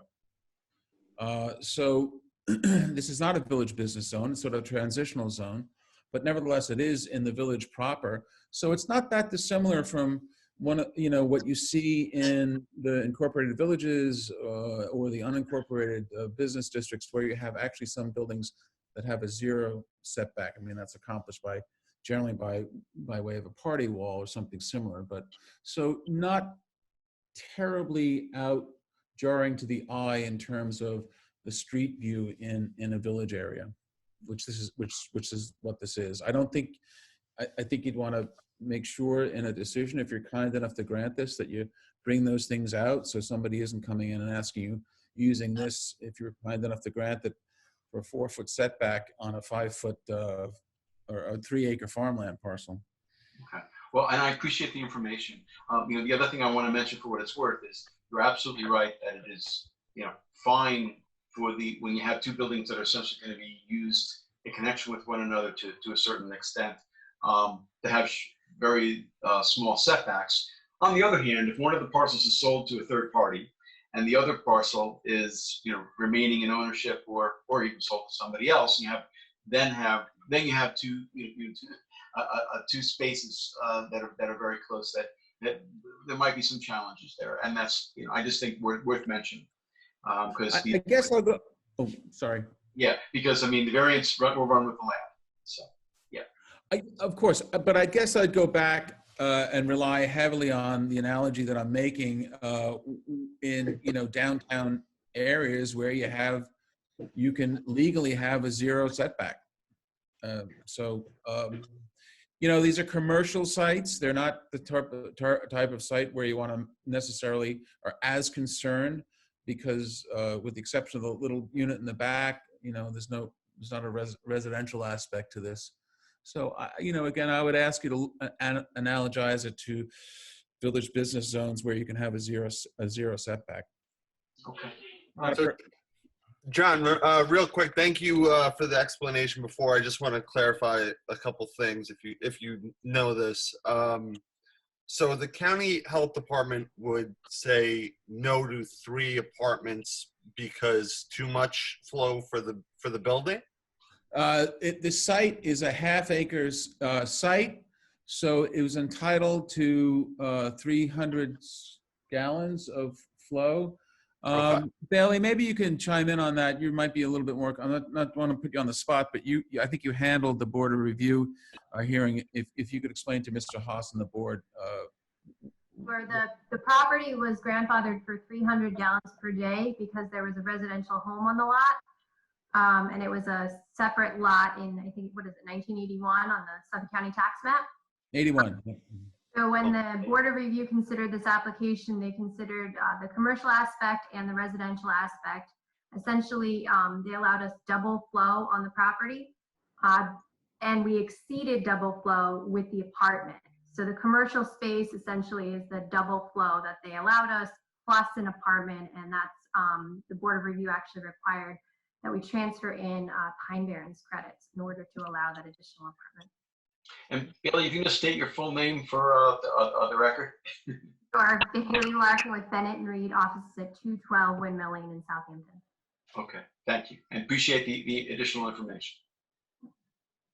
Yeah, my only concern is, affordable housing, but it sounds like you're doing, your client is willing to meet the town code, but the county health department's in the way. So different levels of government getting in the way of each other is the issue here.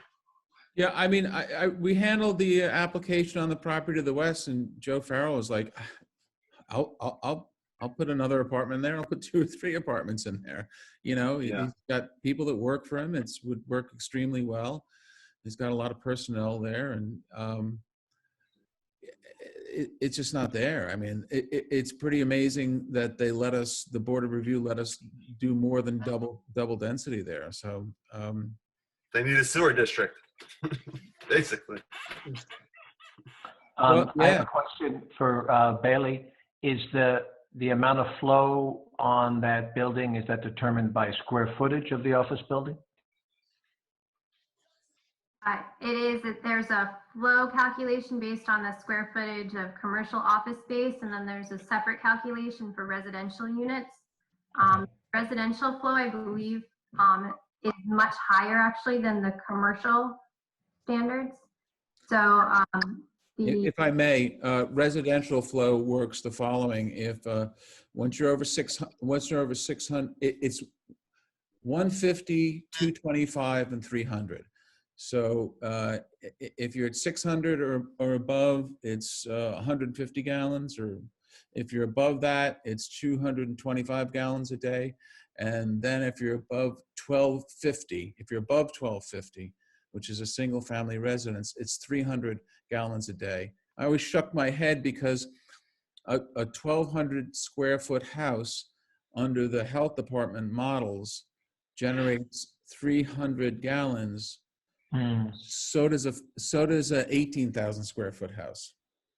Because once you get over 1,200, it's 300 gallons.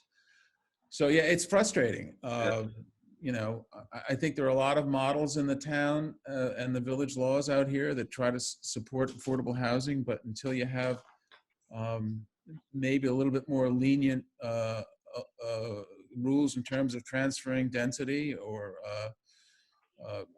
on a certain site or community sewerage, it's just not going to happen. It's very frustrating. I agree. Okay, appreciate the additional information. Are there any other questions, members of the board?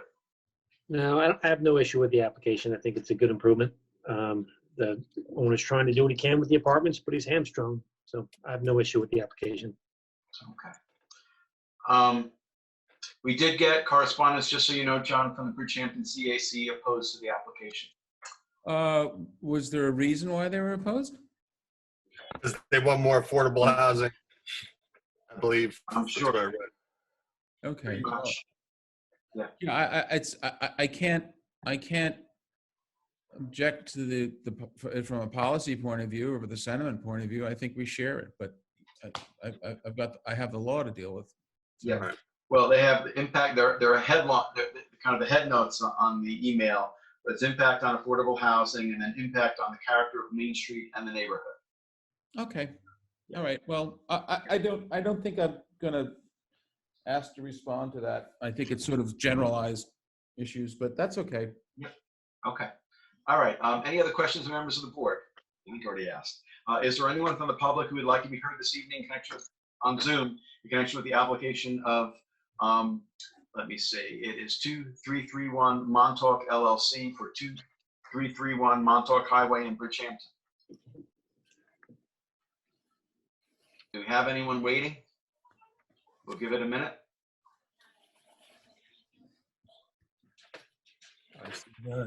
You should play that Rolling Stones song, I Am Waiting, while you're doing that, Charles, you on that? Do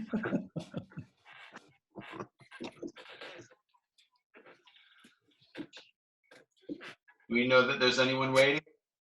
I have none. You have none. Okay. All right. Okay. So if not, Brian, it is yours. No, Keith is the lead on this, Brian recused. No, that's right. Brian recused. Sorry. We do had, I just want to say for the record that this was an unlisted action for SECRA. We did coordinate, and John had submitted a letter requesting that the ZBA keep lead agency, but we do have a request from the planning board to be the lead agent. So as I typically say to the ZBA, I think you should let the planning board be the lead agency, and I did prepare a resolution for your consideration. Okay. And the resolution said, well, why don't you just mention what the resolution is? What it was. It would be for the planning board to assume lead agency. Okay. Okay. All right. So the question is whether majority of this board supports that resolution. I support. Okay. Anyone else? For the planning board to be lead agency? Yes. Yeah, that's fine. Okay. I support that. Okay. No issues, that's fine. Okay. Keith has that resolution. Okay. All right. I'm good with it too. So Keith, whenever you're ready, we can do the resolution. Is Keith on? Highway LLC. Whereas the Zoning Board of Appeals, the ZBA, has received a submittal on behalf of 2331 Montauk Highway LLC, and whereas the submittal has been accompanied by an application for variances in connection with a proposed two-story office building, an environmental assessment form, and other correspondence. And whereas after a review of the submittals, the Zoning Board of Appeals found that this project is an unlisted action on the New York State Environmental Quality Review Act, SECRA, and determined to coordinate review. And whereas the following are involved agencies, excuse me, the Southampton Town Planning Board, Suffolk County Department of Health Services, and New York State Department of Transportation, each of which was notified of such application by letter dated March 3, 2020. And whereas the Southampton Town Planning Board by letter received March 17, 2020, indicated that they want to assume lead agency status in connection with the SECRA review of this project. Now, therefore, be it resolved that the Southampton Town ZBA hereby agrees that the planning board should assume lead agent status with regards to the application of 2331 Montauk Highway LLC pursuant to 6 NYCRR 617.b. And be it further, excuse me 1 second, I just got to scroll here.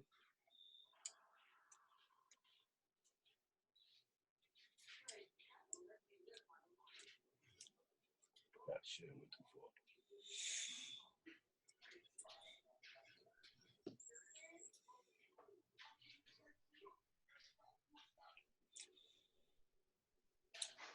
And be it further resolved that this board directs that a copy of this resolution be forwarded to the Southampton Town Planning Board, Suffolk County Department of Health Services, and New York State Department of Transportation. That's a motion by me. Okay. Do we have a second? Second. Mr. Tuthill. Aye. Mr. Hahn. Aye. Ms. Burgess. Aye. Mr. Daly. Aye. Kelly. Aye. The assessor recused himself, so he abstains. Chair votes aye. I really don't, myself, I really don't have a problem with this application. I gotta be honest with you. Okay. All right, so next question is, what in terms of, I guess, putting it over for a decision, We're keeping them all open for written submissions for a period of time. I believe. Yes. Yeah, 619, I think. Yep, 619.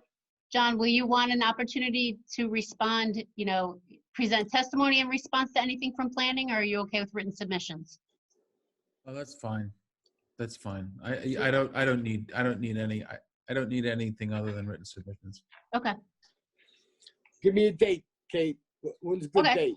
I think we just, like all the other applications, keep it open for all written submissions till June 19th with the decision on 7/2. Okay, that's a motion by me. Via Second. Kate. Second. Mr. Tudhill, Aye. Mr. Kelly, Aye. Mr. Daly, Aye. Burgess, Aye. Mr. Hahn. Aye. Chair votes aye. I think we've been going for just about 2 hours. Do we want to take a short break? Thank you, everybody. Okay, thank you, John. Thanks, John. Have a great night. You too. Be safe, guys, folks. All right, so we want to take a short break?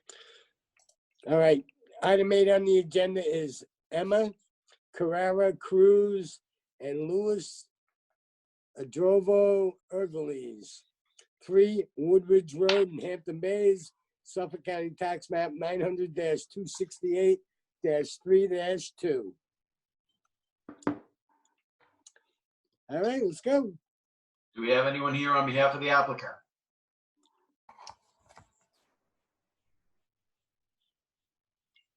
Katie, you're muted.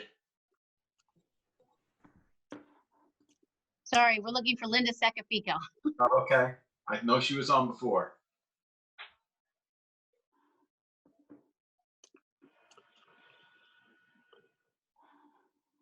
Charlie, is Linda on? You want to second call it? We could second call it. If Linda's not on. Yeah, is Kevin Springer on? Because he's up next, I think.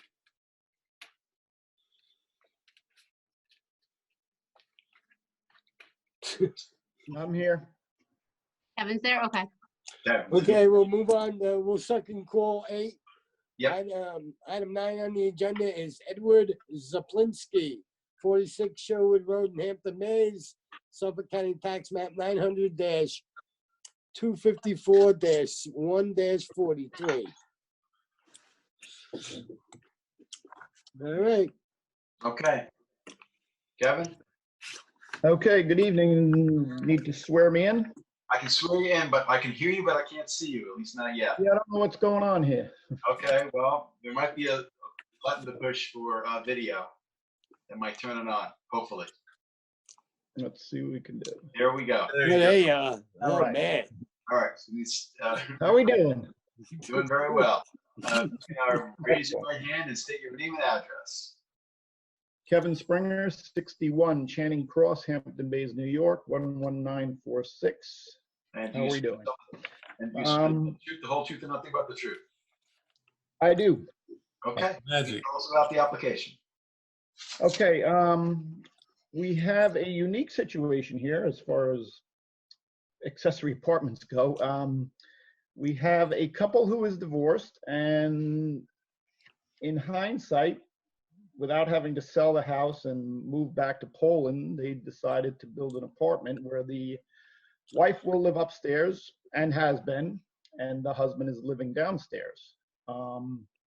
As far as the apartment, as you can see, it's not, the house is not very big, approximately 1,400 almost square feet, and we have a 545-foot square apartment.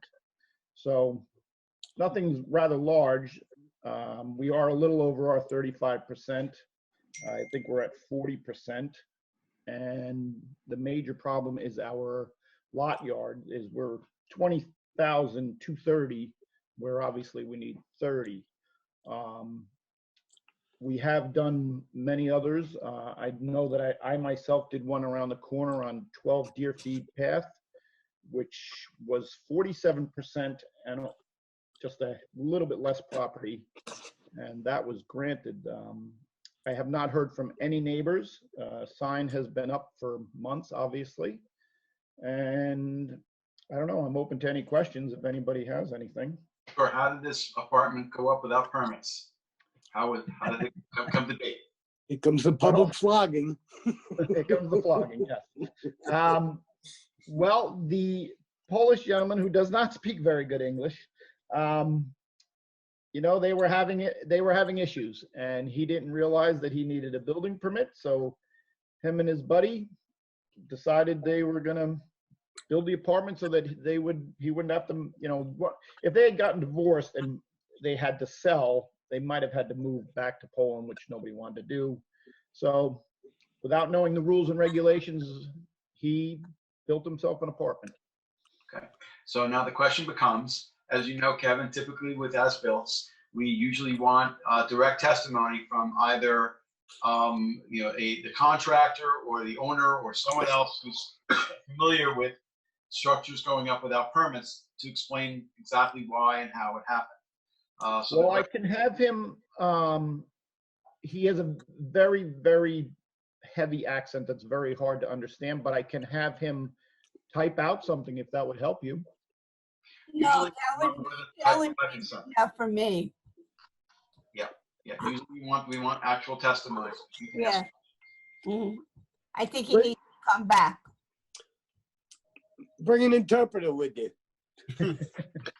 All right, let me, you know, I can see how we can work it out. You know, we'll get it worked out. That's all I can tell you. Okay. Excuse me, Kevin, did he do all the electrical and all the plumbing? No, it was done by an electrician. It is very well built, and it's. And how did this electrician do this without a permit? Wasn't checked by the building department? No, because it hasn't been checked because we haven't put in for a building permit yet. Because if it's not legalized through the variance, then we obviously cannot have it, or we have to change it to something else. But the electrician didn't think about even if the owner didn't think about getting a permit, the electrician didn't know he needed a permit?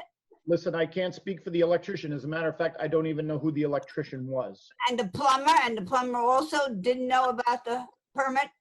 Is that right? Nobody who worked on this place knew anything about a permit? Is that right? Is that what you're telling me? That's what I was told. Okay. Well, and this is part of what we're going to ask the owner when the owner comes in. Okay. And if the owner can give us information, because I think we would like to know who the plumber was, who the electrician was, and anybody else, particularly licensed contractors, who Helen's absolutely right in saying, you know, people who are contractors are in the business, and then they should. I don't know if this place is even safe. Well, I don't know if the electrician did the right job. I don't know if the plumbing did right. The building department, Helen, the building department will address whether, you know, whether everything. They should have before somebody started to occupy it. Well, and that's the reason that Exactly. under the circumstances, one of the benefits. Very upsetting to me, Kevin. I understand, but one of the benefits of legalizing is to have all those inspections. Yeah, and it would be nice to do that before it was done. I think we all agree with you, Helen. We just gotta get it right with the owner. Yep, that's correct. Okay, so Kevin, I don't know whether there's anyone who wants to be heard with the application, but I just wanted to ask you. I believe we have a pretty tight agenda on July 2nd, and so I think the next agenda where we have a decent amount of room is July 16th. If that's what you have, I'll take the earliest that you have. You know. Okay. I know we're in difficult times here, and nothing's easy. So. But he's still living. All right. So here, listen. I'm going to make a motion. Hold this case over to our July 16th meeting. Okay, Keith, before we do that, I have to ask if there's anyone from the public. So, and I also want to ask if there are any other questions or any other questions, members of the board of Kevin. Okay, is there anyone from the public? I'd like to ask a question. Kevin, this man is living in the premises, right? Yes, he lives downstairs, and his ex-wife. Yeah, so it wouldn't matter to you what the date was, right? Because he's still occupying the space. Yes, he's occupying the space, yes. Mm-hmm.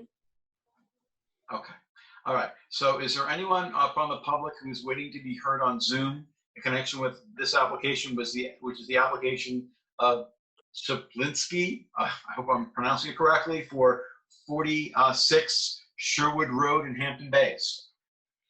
Adam, may I ask you a question, Adam? Is Sure. there a possibility that we could have the electrician and the plumber too? We can ask, but they don't, but according to Kevin, they don't even know who they are right now. Well, I don't I accept will that. ask if they're licensed and they're willing to come forward, I will ask. I don't have a problem with that. Sure. I'd rather do it at one time than have them find out and then have to come back again in August and so forth. Right. So, yeah, so if you can get them, Kevin, if you can work on that, that would be greatly appreciated. Thank you very much. Yep. Thanks, Kevin. Yep. Right. Is there anyone waiting on Zoom, Charlie? If there is anyone who wants to speak, unmute yourself. No. No. Okay. All right. So Keith, it's yours. I know you had already started. Okay. I move to hold this over for all purposes to our July 16th meeting. Second. Mr. Tuthill. Aye. Mr. Hahn. Aye. Mr. Daly. Aye. Mr. Kelly. Aye. Mr. Burgess. Aye. Mr. DeSessa. Aye. Chair votes aye. Thank you, Kevin. Have a good rest of your night. Thanks, Kevin. Thank you. You too. Is Linda out there, or are we gonna, Yeah, you can try the second call. She has a microphone that's on the screen now. I just spoke to her. She did say that she does not have a camera. So I told her she can try just audio. I'm not sure. We could do that if we can get her on audio. Okay, then call item 8, second call item 8 again, which is Emma Carrera Cruz and Luis Okay, Linda. Robo Ergeles. Okay. Linda, can you hear us? She lost the red microphone is not on the screen anymore. I just took it off. What'd you do that for? I unmuted. He is unmuted. Linda, can you hear me?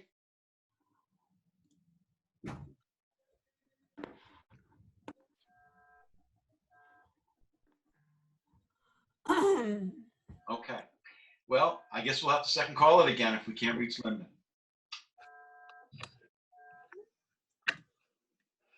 You can have her join again if you want. All right. We're gonna go to item 10 on the agenda. This is Beach House Associates LLC, 19 Wickatuck Drive in Noyak, Suffolk County Tax Map 900-15-2-44. Okay, I think this is Kieran. Kieran, can you hear me? It looks like she's on mute at the moment. Okay, Hi, Kieran, I can hear you now. okay. But I can't see you. You should be able Okay, to. good. All right, I did it. Thank you. Okay, very good. I can see- Hi, this is Kieran Pate Murphy for the application Beach House Associates LLC. The subject lot is lot number 10 on a subdivision map of Wickatuck Map C filed in 1935. It consists of 8,061 square feet in the R10 zoning district. It was held in single and separate ownership until 2004, when the family was then settling in a state. They had an attorney from from upstate. And at the time, without knowledge that doing so would create a merger under the Southampton zoning code, the applicant placed the subject lot and the lot next door in common ownership as a result of a deed transfer in 2004, which was submitted with the application. The subject property is vacant. The property next door is a bit oversized, consisting of 11,604 square feet. The property is improved with a 2-story dwelling, which has a certificate of occupancy C17259 and a certificate of compliance of AO40711. It is lot 11 on the map of Wickatuck Map C. The application seeks a determination by this board that despite the error made in 2004, which placed both lots in common ownership, this lot and the improved lot next door have not merged and are entitled to be treated as single and separate, as well as recognition that as a single and separate lots, they would be entitled to relief as provided in section of the Southampton Town Code 330-115D. The lots have never been used in conjunction with each other. The lots have individual tax bills and have been taxed separately since they were created. These lots were originally acquired by the family members at different times and were carefully kept separate until 2004. Recognition of these lots will merely restore the lots to the original lots on the subdivision map filed in 1935. Recognizing these lots as single and separate will not change the character of the neighborhood, as the size of the lots will be consistent with the development of this neighborhood. One lot is oversized and the vacant lot is 8,061 square feet, or about 81% of the required 10,000 square feet. The lot frontage along Wickatuck Drive, which is only 50 feet in width, is consistent with the majority of existing tax lots within the subdivision. And I had submitted online the tax map, and just waiting, you know, out on the outside of Wickatuck, there are 16 lots that are 50-foot frontage, and in the interior there are 9 parcels for a total of 25. And when you look at the tax lot, which you know, was from real property, that there are other lots in the neighborhood. The relief requested by the applicant is consistent with prior decisions, which I scanned in and sent in. And the fact that these two lots have never been used in conjunction with one another is supported by the series of aerials dating from 1962 to the present. I only handed in the most recent aerial, and I would like time to hand in more. I had trouble scanning and printing them out. They just weren't coming out. But you can see that that they have been not used. The benefit sought by the applicant outweighs any detriment to nearby properties or to the neighborhood in general, and will not adversely affect the health, safety, and welfare of the community. It's not substantial in relation to the requirement of the current R10 zoning. It will not have a negative impact on the environment, and any sanitary system would have to be approved by the Suffolk County Health Department. While the need for this requested determination is self-created, the result of placing lots in common ownership, this result was not totally, it was not expected, and it was unintentional, and I respectfully request on behalf of the applicant that you grant this variance. Okay, so I just want to make sure we have covered the basis here. I know you gave a lot of information. I appreciate that. So we have separate deeds, separate tax map numbers. They were before 2004. Okay. Okay. That's when there was a death in the family, and then they used a, it's on the deed shows who the lawyer's address. It was someone from upstate, and it's in the record. I don't have it right in front of me, but they weren't aware of it. Okay, and in that, if there was a common deed after 2004, did it identify the two parcels separately? I don't have. Okay, I don't have maybe it. you I'll take it. I'll give us a written submission on that. I will do a written submission on that. Okay, I mean, clearly the lots weren't used in conjunction with one another, being that the subject parcel was still vacant land. Yeah. But the only issue, you know, that I'm mentioning about the test that we have to follow, is the history of the deeds being treated separately. So one could make the argument that, it being on a single deed could show intent to merge, but I would think that if that deed shows it as two separate parcels, that certainly would be an argument to the contrary. But it could also be that the attorney just didn't understand the implications of what he or she was doing at the time. Yes, I understand. And I know the deed is in the record, but I'll just have to go look at it. I'm sorry, I didn't. Okay. One other question: the improved lot, did it have a mortgage on it? I don't know. Okay, because if it had a mortgage on it from 2004 on during the period of common ownership, and that mortgage just covered the improved lot, that would resolve the issue in itself. Okay. So if you can find out, and I know there are some challenges with dealing with title companies with access to documents, but I think for the most part, title companies can get a lot of access to documents to find out. Yes, they can do that. So if there's a mortgage just on the improved lot since 2004, you're Yep. saying that would be a good. Yeah, now that would in itself settle the issue. But otherwise, we consider it based on the entirety of the test, which includes the issue with the deed that I mentioned. Okay. Kate, is there anything else that you wanted me to ask about? No. We're good. We're good? Okay. Yeah. Let's see what the submission says and we move forward. Okay. Very good. Kieran, they're in common ownership today, right? Yes. Okay, so if the board decides that they are single and separate, they're probably going to condition it upon the separating of the ownership. Yeah, that won't. Yes, that's expected. Right. Yes. But thank you for reminding me. Yep, no problem.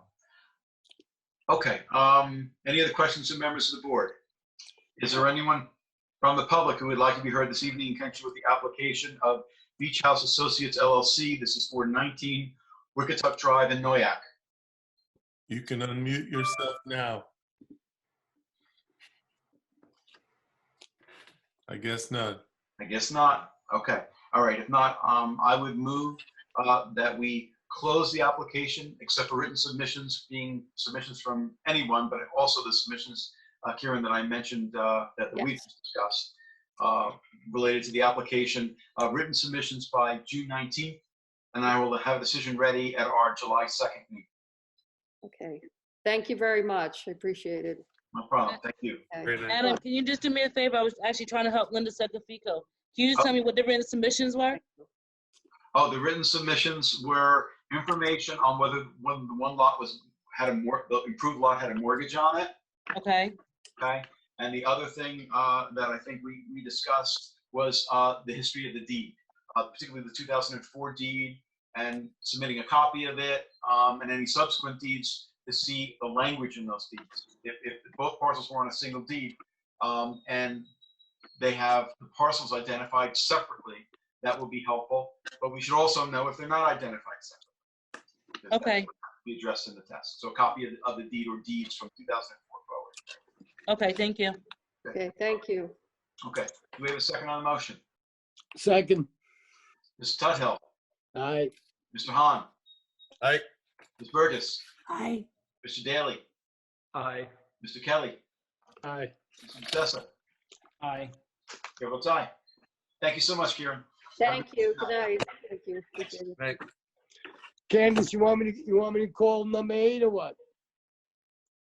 Third call 8? Is Linda Secafico ready or what? Sorry, I was muted. No, go ahead and do 12 through 14. Linda's working on it. Okay. So I'm going to do 12, 13, and 14 all together in one shot, all right? So 12 is 295 Montauk Highway, Inc., 295 East Montauk Highway in Hampton Bays, Suffolk County Tax Map 900-231-1-31. 13 is J10 Holding LLC, 293 East Montauk Highway in Hampton Bays, Suffolk County Tax Map 900-231-1-32. And 14 is J10 Properties LLC, which is 3 South Valley Road in Hampton Bays, Suffolk County Tax Map 900-231-1-30.1. Okay.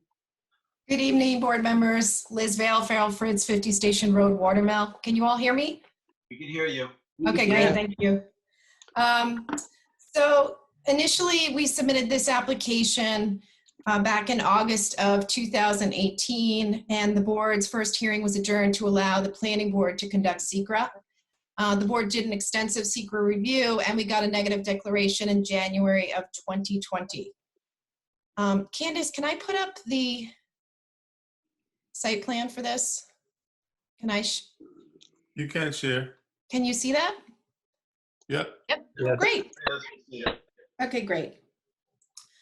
So our first application was to develop all 3 properties with commercial uses. However, through the secret review, we eliminated the proposed commercial development on the 5 South Valley Road property, which is over here. And it was supposed to be a proposed cafe with accessory restaurant employee housing in the back.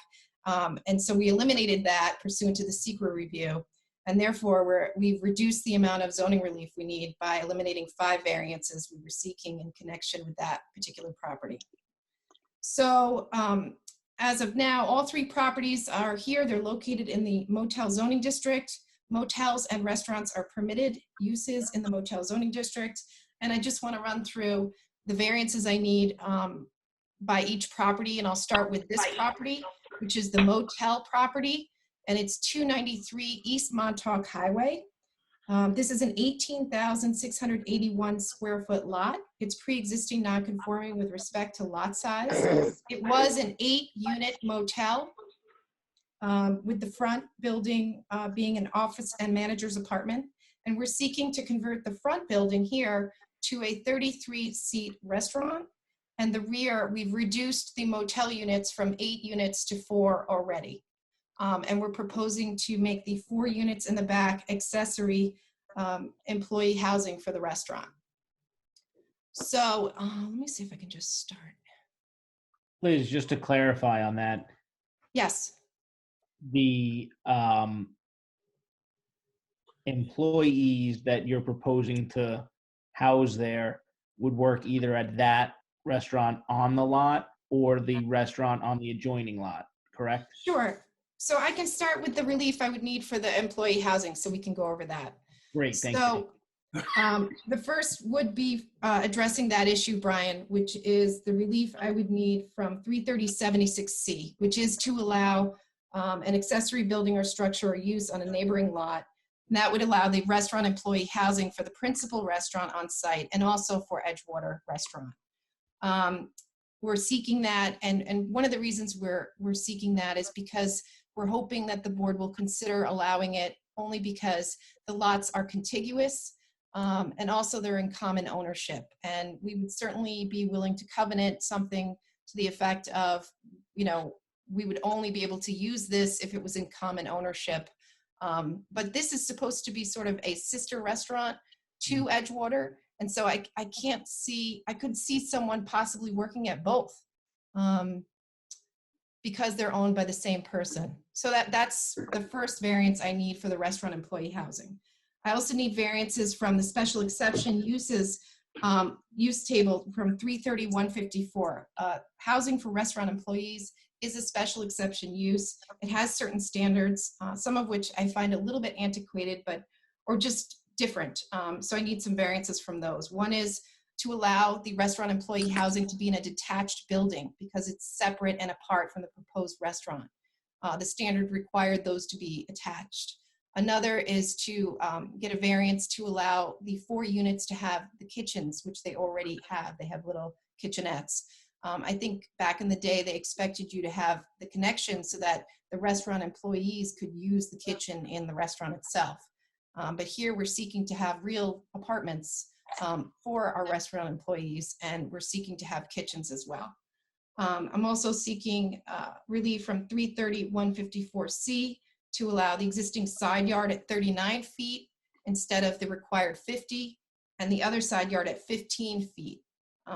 Under this section, 50 feet is required. And then 330-154D, I already mentioned, to allow cooking facilities inside the units, and 330-154G, which is to allow the 4-bedroom motel units to be used as employee housing for 4 employees. So that's all of the relief I need for the restaurant employee housing. I also need, the remainder of actual variances I need are for shared parking among the 3 sites, and for the parking, to allow for parking and cross access and shared parking between the sites. So I'll go through those as well.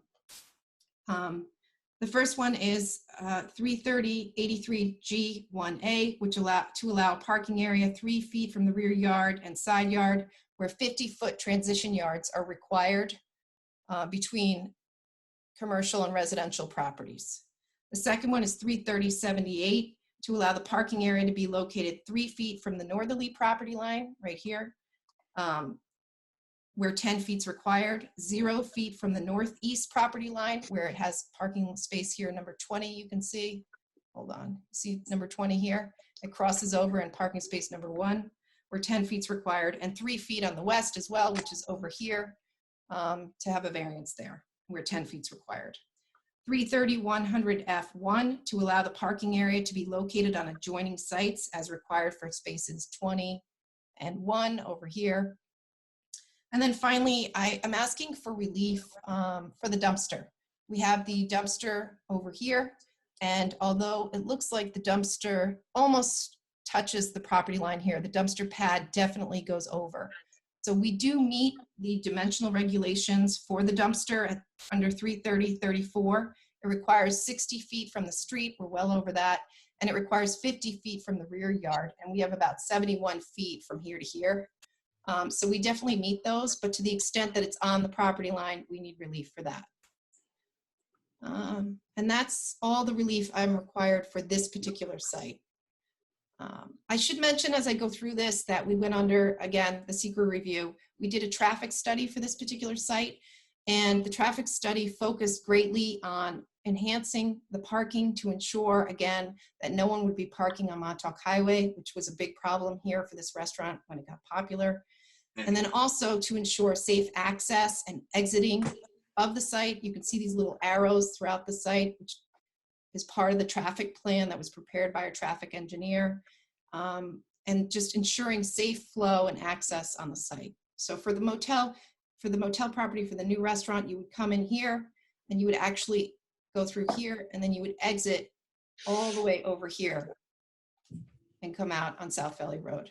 And that was based on the recommendations of the engineer and the planning board adopted. Okay, so for the Edgewater site, you're all familiar with Edgewater. The property is 27,962 square feet. Again, we're in the motel zoning district. Here, the variances we're seeking essentially mimic those that were granted in the prior 2015 ZBA determination. And again, the goal is to afford cross-access and comply with the approved traffic study and plan, and ensure cars don't park on Montauk Highway for this particular site. So for your first decision in 2015 allowed for a 1-foot setback back here. We're actually seeking to increase that to 3 feet, which we think is good. We're going to try and either put in a sound attenuating fence or some greenery here to help with the neighbors. So that's our first, is to allow for a 3-foot setback in the rear, the northern, for the parking, whereas 10 feet is required. The second is 0 feet from the northwesterly property line, again for this space here. 8.9 feet for the western property line for parking spaces 11 through 20, which I believe is here. This is the 8.9 feet. That's for parking spaces 11 through 16. 0 feet on the easterly property line for parking spaces 33 through 42. And 3 feet from the westerly property line for parking space 25, which is down here. This is pre-existing. This has been here forever, but we're asking for a continuance of this. So I put that in there as requesting for relief, where 10 feet is normally required. So those, and then also 330-100F1, and that's to allow for shared parking between sites. This relief was granted by this board pursuant to the 2015 decision, but it only granted relief for the adjoining site to the east or over here. And now we want to ask for that same relief over here. So then also, I just also asked for relief on this particular site. The last one was for the dumpster to remain here, which was requested at the prior hearing by one of the neighbors, and we moved it significantly further south. So then we moved the last lot we need variances for is 5 South Valley Road. Again, this was supposed to be a cafe and accessory restaurant employee housing. Now we are seeking to keep it exactly the way it is. It's a single family residential property, single-family residence on site, and we're seeking relief from section 330-100F1 to allow coordination of cross-access and parking, so 20 parking spaces can be established on a site which benefits from a residential use located in the motel zoning district. We're also seeking relief from 330-78 to allow 10 of the 20 parking spaces from Edgewater to remain at 0 setbacks where 10 feet is required, amending the prior determination where this board granted the same relief for 13 spaces. So these are the spaces that will be over, along with these up to number 42, and then we have 10 more spots here. So there's approximately 20 spots edging over onto this property. Okay, and again, we have the traffic flow where you'll come in, park your car, and then hopefully everyone will it'll be one way and they'll be exiting this way. Yep. And that's to provide a safer flow on the property and between the sites. I submitted a lengthy application to you going over the 5-part test in detail and explaining how this meets the 5-part test. I've also cited the public policy of the town of Southampton with respect to cross-access and shared parking between commercial sites and how important that is. And along with, I did cite the comprehensive plan and chapter 216 with respect to creating accessory restaurant employee housing and how difficult it is to establish and find affordable housing out here. And the comprehensive plan update from 1999 actually specifically mentions restaurant employee housing. So I did cite those for you and I submitted them in writing to the board. If you want me to go over it in detail further, I'm happy to do so. Well, Liz, this project has been going on for quite some time. It is a vast improvement over where things are right now and where things have been. And an awful lot of effort went into this. And yes, there's a lot of variance relief here, as my colleagues are aware. But then again, the way in which this is right now, it's left the way it is. I said, I think in the beginning about how all the parking on Montauk Highway at Edgewater Restaurant was creating problems. Now, right now, because of the pandemic, the restaurant isn't having those issues, but well, hopefully, things will be better soon. But that having been said, the issue needed to be resolved in a comprehensive way, and that's, in my view, what this is. But it is a very complex application with a lot of variances. So, for what it's worth. Anyway, so those are my thoughts about it. Also wanted to ask whether you've been in touch with any of the neighbors about the application as it has evolved more recently. I know the owner has, but I have not. I have to talk to him and see if he's had any conversations subsequent to the last time I spoke to him. But, we did try to respond as much as we could to the neighbor's request with respect to the dumpster being moved right away, and then also allowing for some sort of, he's willing to put in evergreens, he's willing to put in sound attenuating fencing, and try and really make it nicer for the neighbors back here and ensure that it's protected. Also, the restaurant we're proposing is for this building, and this is the 4 units of the housing. So it is at least further south from the residential properties, which is good. Yeah, because I remember back in the earlier public hearings that the neighbors, particularly the neighbors to the north, being very upset and concerned about the impacts to them. So yes, the screening would make a difference. That would be something that I think we should absolutely do. I agree. Okay.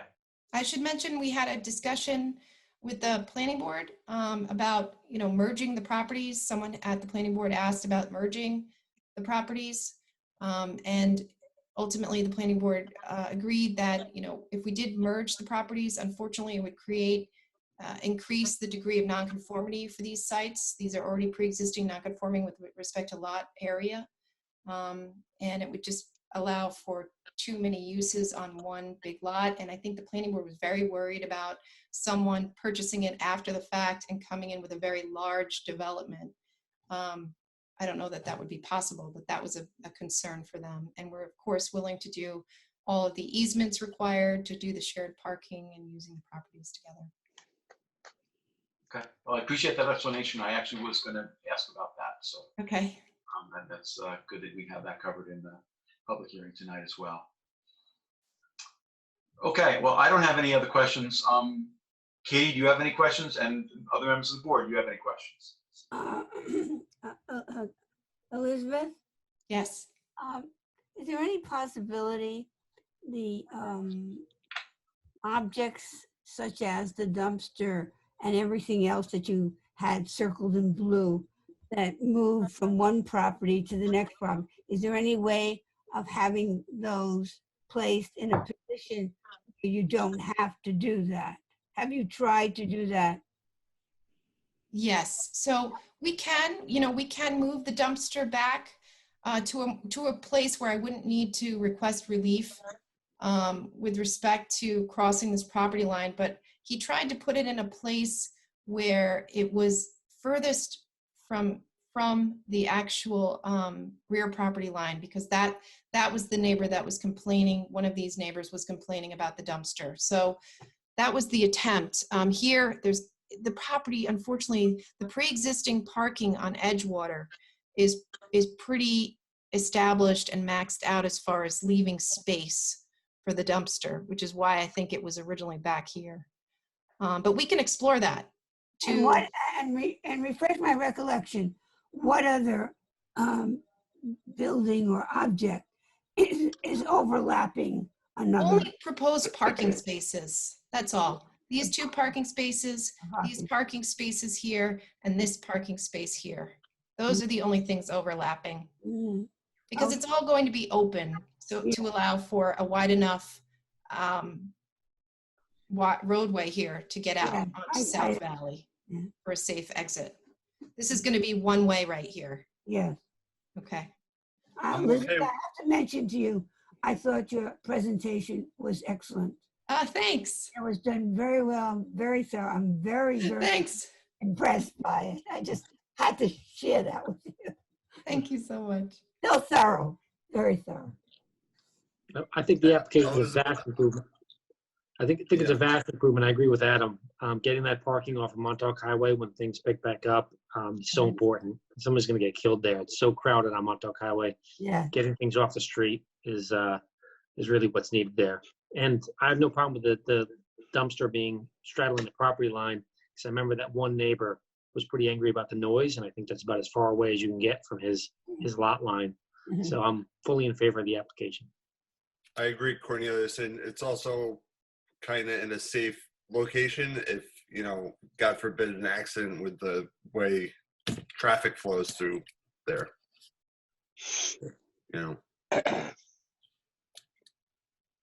I'm in total support.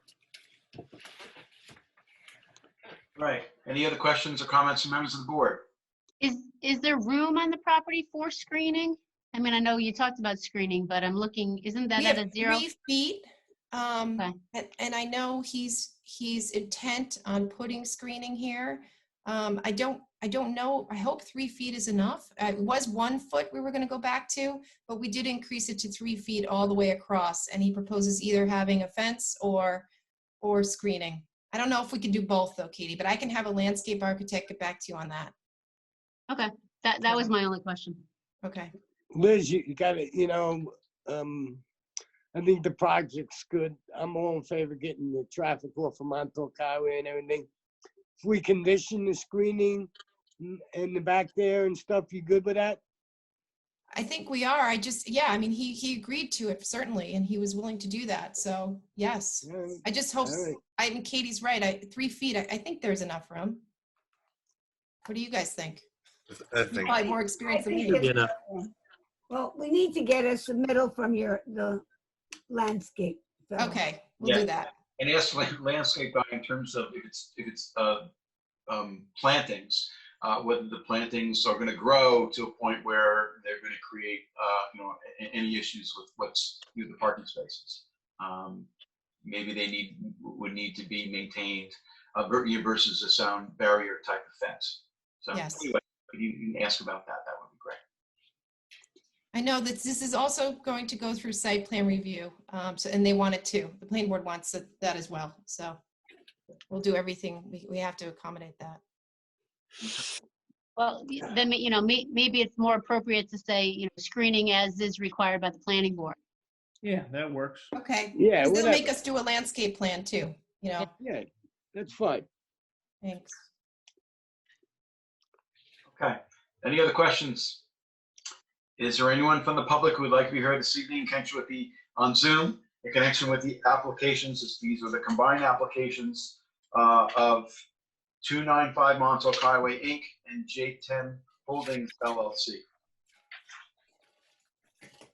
And this is for the properties of 295 East Montauk Highway in Hampton Bays, 293 East Montauk Highway in Hampton Bays, and 5 South Valley Road in Hampton Bays. Do we have anybody waiting? Feel free to unmute yourself if you want to speak.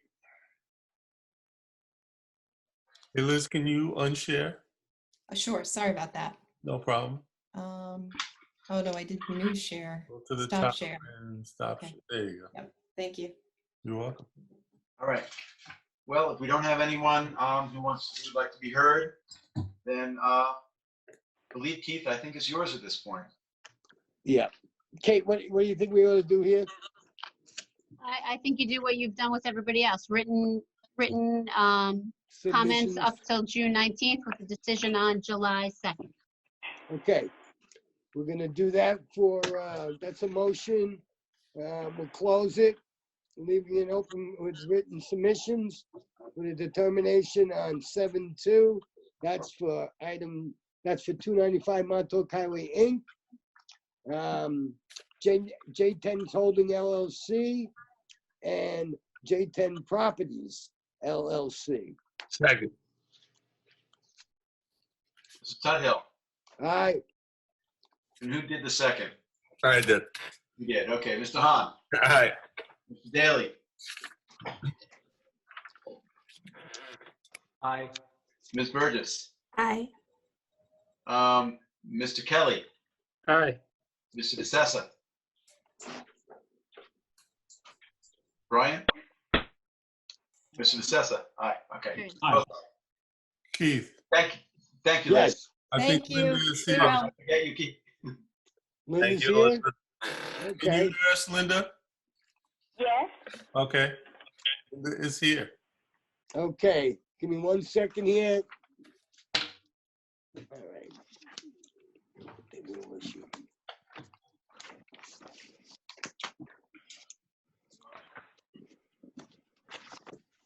Okay, so we're back to for the last time, hopefully. Item 8, which is Emma Carrera Cruz and Louis Adrovo Ergles. That's correct. My name is Linda Secafico. My address is 3 Silver Beach Lane in Bating Hollow, New York. Okay. And Yeah. And Linda, I'm swearing you in. And do you swear to tell the truth, the whole truth, and nothing but the truth? I do. Okay. Can you tell us about the application? Okay. I'm representing Emma and Lewis regarding their property on 3 Woodridge Road in Hampton Bays. They're asking for 2 items of relief. One is for they have a CO for a finished basement that has a sitting room, movie theater, playroom, equipment room, and a bath. No kitchen facilities. They would like to legalize that space into an apartment for the wife's mother, Lewis's mother-in-law. The wife is expecting a baby on June 1st of this year, and the mom has been living with them since September of 2019, and they would like to legalize that space that they have a CO 70731 into a kitchen. And the second thing that they're looking to do is they have a 41-foot setback from Woodridge Road, and they are proposing a porch that's 42 by 6 feet. So the relief for the front yard setback would be 4 feet, and that has not been built yet. They do have health department approval for this house on Woodridge for a 5-bedroom home. So we already have health approval for the application. So Linda, the porch, it's like a roof over Yes. porch, like an entrance into the home? No, the porch they'll keep the front door. They're just changing the small little stoop that they had with the railings Right, into a 6-foot wide porch. Well, I have no Now- problem with that. That's a common amenity in many thousands of homes have. Right. Well, on 1 Woodridge Road and 11 Woodridge Road, 1 being adjacent to the property and 11 being 2 or 3 houses down the road, they all have porches, as well as 3 porches over on Lincliff Road. So I don't believe the small relief of 4 feet would anywhere be detrimental to the area. Absolutely not. I'm very familiar with the area. So Linda, I wanted to ask about the accessory apartment and how it came about that it was constructed without building permits. No, it's not an apartment now. They have a CO for a finished basement I see. with a sitting room, movie theater, playroom, equipment room, and a bathroom. They are proposing to put a kitchen down there and make it space for the mother-in-law. Okay, well, I appreciate the clarification because the way it was written up, it seemed like it was an as-built accessory apartment, but that's No, and not at this time. okay. They're just using the same space that was CO'd on June 19, 2007 as living space. They would like to add a kitchen to that living space. Okay. Well, is somebody sleeping down there right now? Because the CO says no cooking or sleeping. No, not that I know of. The mother-in-law is living with them in the main house. They have 3 bedrooms upstairs. Okay. Okay, but even your application says to legalize, so that's not true? There's no kitchen down there. Okay. Well, the way I understood it to be, Linda, just so you understand, was something different than what you're describing. I'm glad to hear that we don't have an as-built. We don't like as-built, but I got the impression as well that that's what it was. Excuse me? I got the impression as well that it was an accessory apartment that was built without permits. So No, there was no accessory apartment built. Okay. Linda, I'm sorry, Adam, can I just ask a question? Linda, can you just state what you said about the finished basement? Because there was in GIS, there's a notice of violation that was issued in March by code enforcement for a change of use, bedroom added to basement and dining room converted to bedroom. It says work done without building permits. Okay, I'm looking at floor plans that Ronald Villano, architect, did for the health department, and I see on the first floor that there is, the first floor, there's a dining room, existing dining room, existing living room, family room, and a kitchen with a bath, and then the stairwell going down into the basement. I don't see any bedroom on the first floor, and I see the finished basement. They have it as a bedroom, as-built. Oh, he's got it as an as-built kitchen and a bath. Yeah, that's a problem. It's a problem. So Linda, I appreciate your you're having a I was told that there was no kitchen, but the plans do say as-built. They're not saying proposed. Okay, so I think you need to have a conversation with your clients about what exactly happened, and then the question is, if we have a notice of violation, so speaking for myself, I have to presume that something was going on down there without permits, and if that's the case, we need to know what happened and an explanation of use of that property, that use of the property that didn't comply with zoning at the time. Okay. We would need to have one of your applicants, either. The client was not forthcoming with me with that. I mean, I asked numerous times, are you using that as a kitchen downstairs? Are people living downstairs? And I was always told no. And you never went and saw the premises, is that right? Excuse me? You never went and saw the premises? I never went inside. I was in the living room. I met the wife and the mother-in-law, but I never went downstairs, no. Mhm. So downstairs is 2 bedrooms, a kitchen, and a bath now? Is that what's there? Yes. Okay. I cannot verify that because I've never been down there. Well, I've been told. I recommend you go over there and find out. Yeah. Okay. All right, I will. And then Adam, bring the guy, the owner in. We want to talk to him. We want him here. Yep. Okay. All right. July 16th. July 16th. Okay, I will tell him that. Yeah. You know, Whoever did the construction, if he didn't do the construction, we'd like to see whoever did the construction. I'd like to see both of them. Okay. The contract. I will tell him that they're only in ownership of this property since October 10th, 2018. And as I said, what he was CO, that's what I know is there.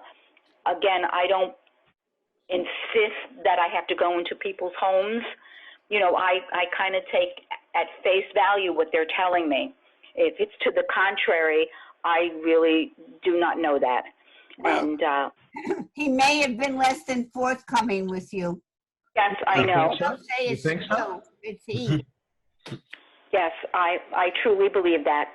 Yes. But I will make sure that he is present on the July 16th meeting. And the contractor, whoever put that kitchen in. Okay. And contractor. Okay. Okay. Adam, when you're done, we may not be able to do the 16th, but let her finish talking first. Okay.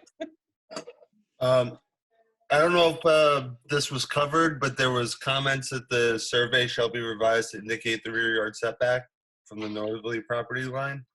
Was that done? Right. I have a rear yard setback from you want it from the corner of the house to the property line? I have it at 37.5. Well, it's just a comment from our principal building inspector, Dennis O'Rourke. Okay. It needs to be on the survey. Is it on the survey? I'm looking. Right. Well, the survey that I'm looking at from Michael Minto, last revised February 2020, he's showing the distance from the corner of the house to the property line as 37.3 of a foot. Okay, Linda, I'm gonna need you to submit those for the file because as we discussed before the meeting, you and I think the only survey I have is the one that's on the screen from November of 2019. So I need you to submit the ones that you have that say revised 2020. Okay. I'll put them in the mail to you. Yep. And all the setbacks required, as you know, Linda, need to be on the survey. So I had a note Right. myself about the 42 feet to 37 feet. Right. They have existing setback to the house as 41, and then they have existing setback to the porch, proposed porch, it's 35. And then the side yard on non-driveway side is 25 feet, and the driveway side is 31.8 of a foot. Well, we need to see the survey, Linda. Okay, not a problem. Okay. Okay. So the other thing, Linda, is it sounds like we do not have room on the agenda on July 16th. So instead, it's going to be our first meeting in August. Well, Adam, let me tell you what's on there. So as far as the new applications, I haven't scheduled those yet. However, you just scheduled 94 June, you scheduled Saplinski, and as a holdover, you have the initial Stahecki application from Mr. Gilmartin. So that gives you a total of 10. On the 16th? Yes. Plus Nicoletti. And Nicoletti, correct. Oh, no, Nicoletti's one of the holdovers, so I included him in the holdovers. Okay. So Candace, do you think 10 doesn't sound too bad. Sounds like we can still do the 16th. Okay, that's fine. I just want to let you know what was on there.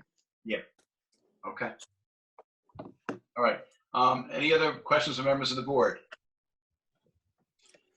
Is there anyone from the public who is waiting on Zoom to be heard in connection with the application of Carrera and Rubilis, sorry if I'm mispronouncing, for 3 Woodridge Road in Hampton Bays.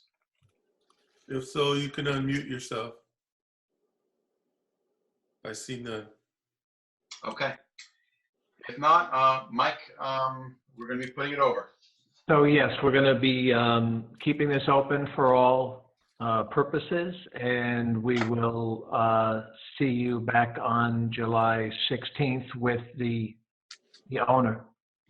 The owner, and if possible, the contractor or contractors who did the work. Okay. Okay? And thank you. Okay. Thank you. Have a nice evening. Bye. Thank you too. Okay. Do we have a second on the motion? Second. Mr. Daly? Aye. Mr. Hahn? Aye. Mr. Tudhill? Aye. Mr. Kelly? Aye. Ms. Burgess? Aye. Who am I forgetting? Mr. Daly? No, not Mr. Daly. I already did Mr. Got Daly. me. Billy. The Yeah, other Mr. Irishman. Chair votes aye. Okay. Next on the agenda, I believe we have, We're on the decision calendar. well, no, we had a, Request to reopen. yes, number 16. Katie, do you want to say a few words about this one? Sure. I mean, number 16 is the 2 challenges to the pre-existing CO for Steheki. I kind of wrote up the summary, which says, upon consent, the attorneys for all the parties agreed to a written submission deadline of April 27th, 2020. In these matters, the board accepted the written submissions, closed the record at our last meeting, and scheduled the decisions for June 4th. In between then, by letter dated May 5th, Alex Kriegsman, who represented the parties challenging the COs, requested that the written comment period be extended so that he could respond to written submissions. And we received a letter from David Gilmartin objecting to any further written comments. So before the board is whether or not you want to take in any more written submissions. And the issue with this is, you know, we put in a deadline, and, you know, when it comes to, you know, submissions, they can go back and forth for months. And so at some point it has to stop, and the question is whether this is the appropriate time. Which is Yeah, I mean, my feeling is if, you know, we don't adhere to our schedule, then they can just do the same thing. You know, next time we'll have to respond to his response. So. Anyone else? I'm in favor of keeping the date as it is. So am I. Yeah, okay. Include me in that too, Adam. It's done. I think if you put a motion out there to, well, I don't think it will pass. Even though I'm opposed, I'm going to put the motion. I want to put the motion out there. Absolutely, go right ahead. Okay. All right. Call on me first. Would anyone like to make a motion to, I guess this would be reopen the application of Stechecki for acceptance of further written submissions? No. Okay. That ends it. That ends it. You got to have all 5 people. Oh, I know. Oh, okay. No. Okay. I think that's it. It has to be unanimous.